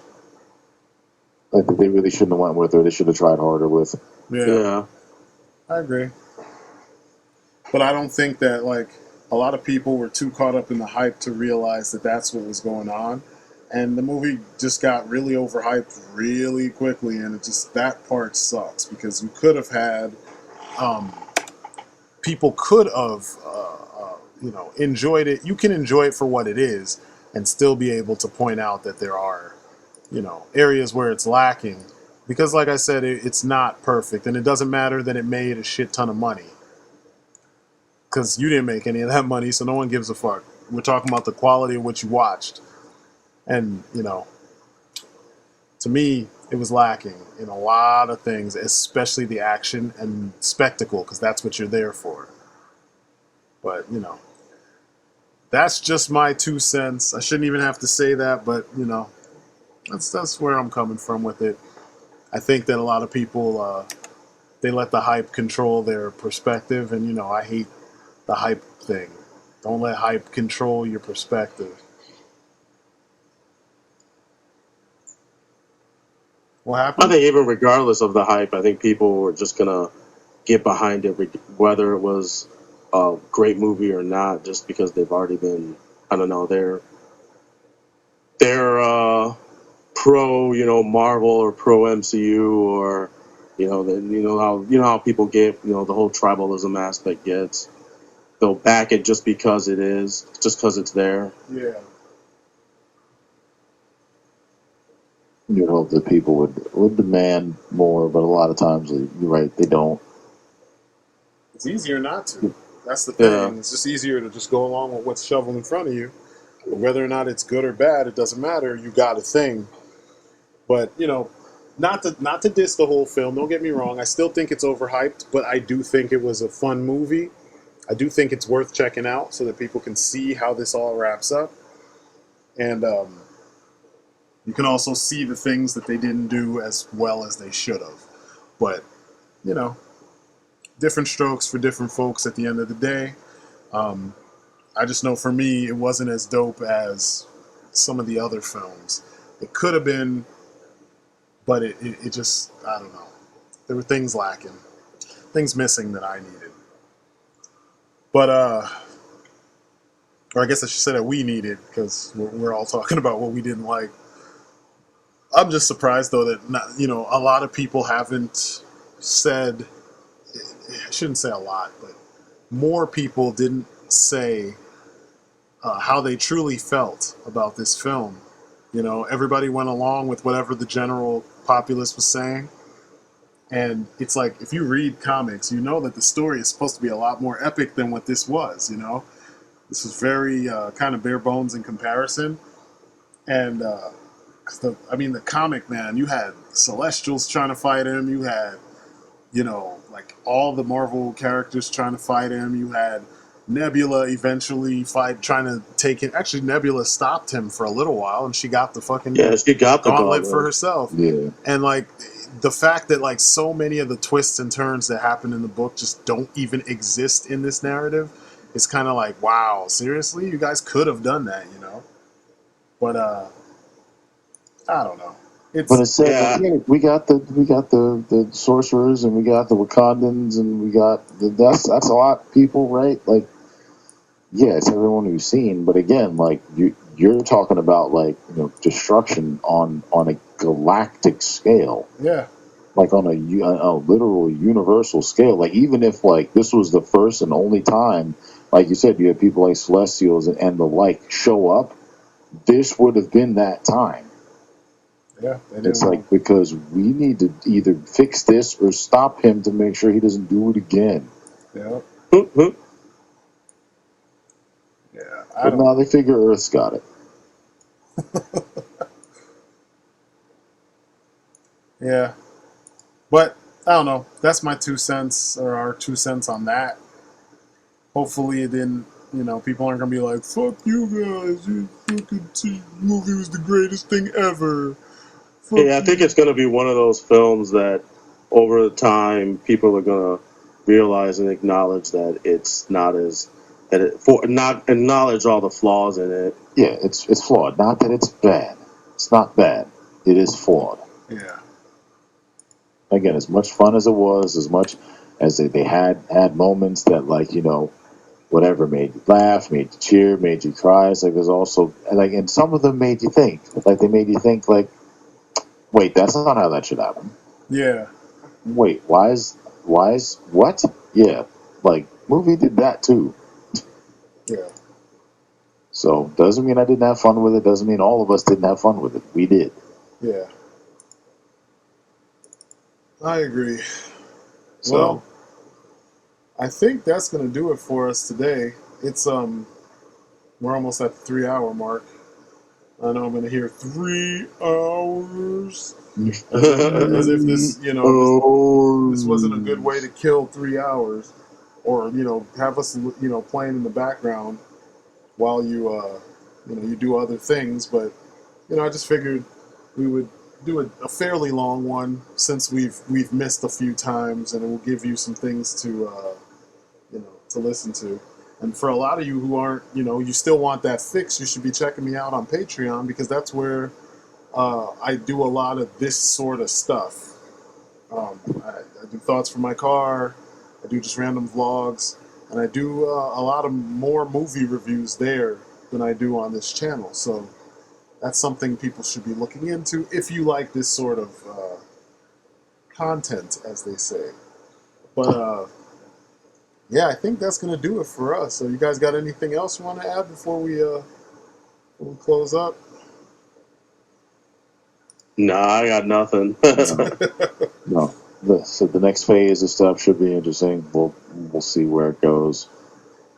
Like I want. I'm hoping for like a different feel from more things now, especially like that Multiverse of Madness movie. Like if that's gonna go in a horror-y suspense type direction, like that could be really cool. Yeah. But no, I'm looking forward to most of the stuff coming up, and most of the Marvel stuff that was the 22 movies beforehand. Like they were entertaining. Again, ended well. Not perfect. Nothing is. Yeah. Here's hoping for 22 more. Shit. Yeah, right. I don't know. I think if it does get to the point where they do 22 to 30 more or whatever, they're gonna really kill the buzz for this stuff, because I think then the cracks are already starting to show. I think they kind of have to put some years in between. Like at some Exactly. point, like this, they need like an actual pause on this stuff. Not like, oh, we're taking a year off. Like, no, you need to stop making these for like 5 years at the very least, just to kind of like let it breathe. I agree. I mean, we could get that. Like, you could have, if some of the shows could supplement some of that in between time with, and then have their stuff lead into some of the movies. You could get a gap like that. It's Let's true. hope. Well, I mean, because that's, you don't want it to go on so long that people are like, well, why are you doing this now? Because we've seen some movies where like they do sequels like years and years later, and the demand or the urge to see it has died down, or they just took too long on the project and the project doesn't come out the way it should because they waited so long. yeah. I mean, it's understandable. I don't want to get bored with the amount of superheroes, because not every superhero in Marvel's pantheon deserves a TV show or a fucking movie. But That's true. the way that they're acting and the way that they announce this shit, that's the way people are they act. Oh, Moon Knight's getting a movie. You don't know shit about Moon Knight, and they haven't written really good stuff about Moon Knight in a long time. So I don't want them to just like shit the bed and just give everybody a movie because it's Marvel and they love money. So Yeah. I'm hoping that they give us some quality stuff and then they give us a break, and then maybe later on start back up.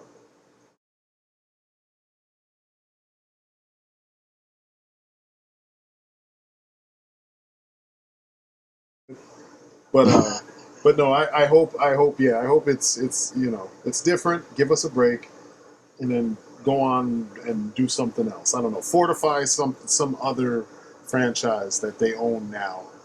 Because I don't want it to get to the point where essentially you replace the comics with the movies, but then you oversaturate the market with these comic book films to the point where the fans, the people who were once fans, no longer really want this shit anymore.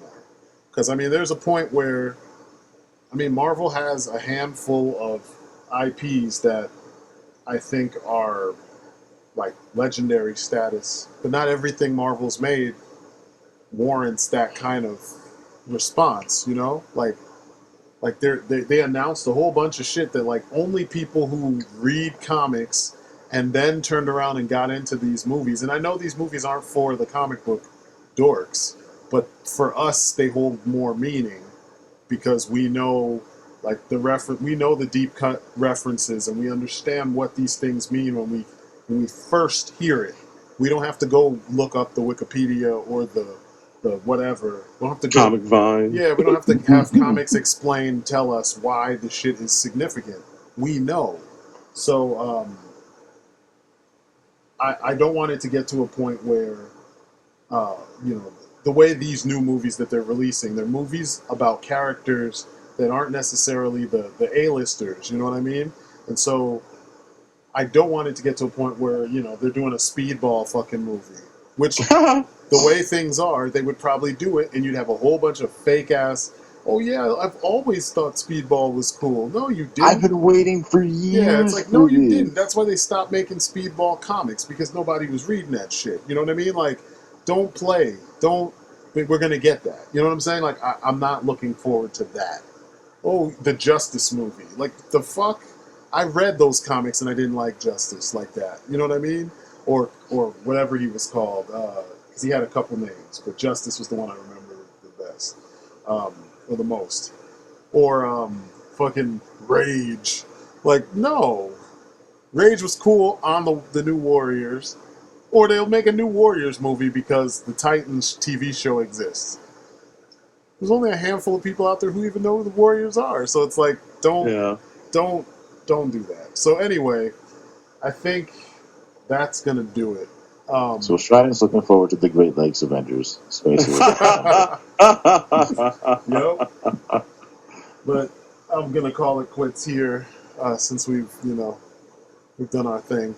But yeah, thanks for watching, thanks for listening, and we promise it won't be like 4 months before the next one. I know, right? Maybe. Yeah, that's it for us. Peace outside.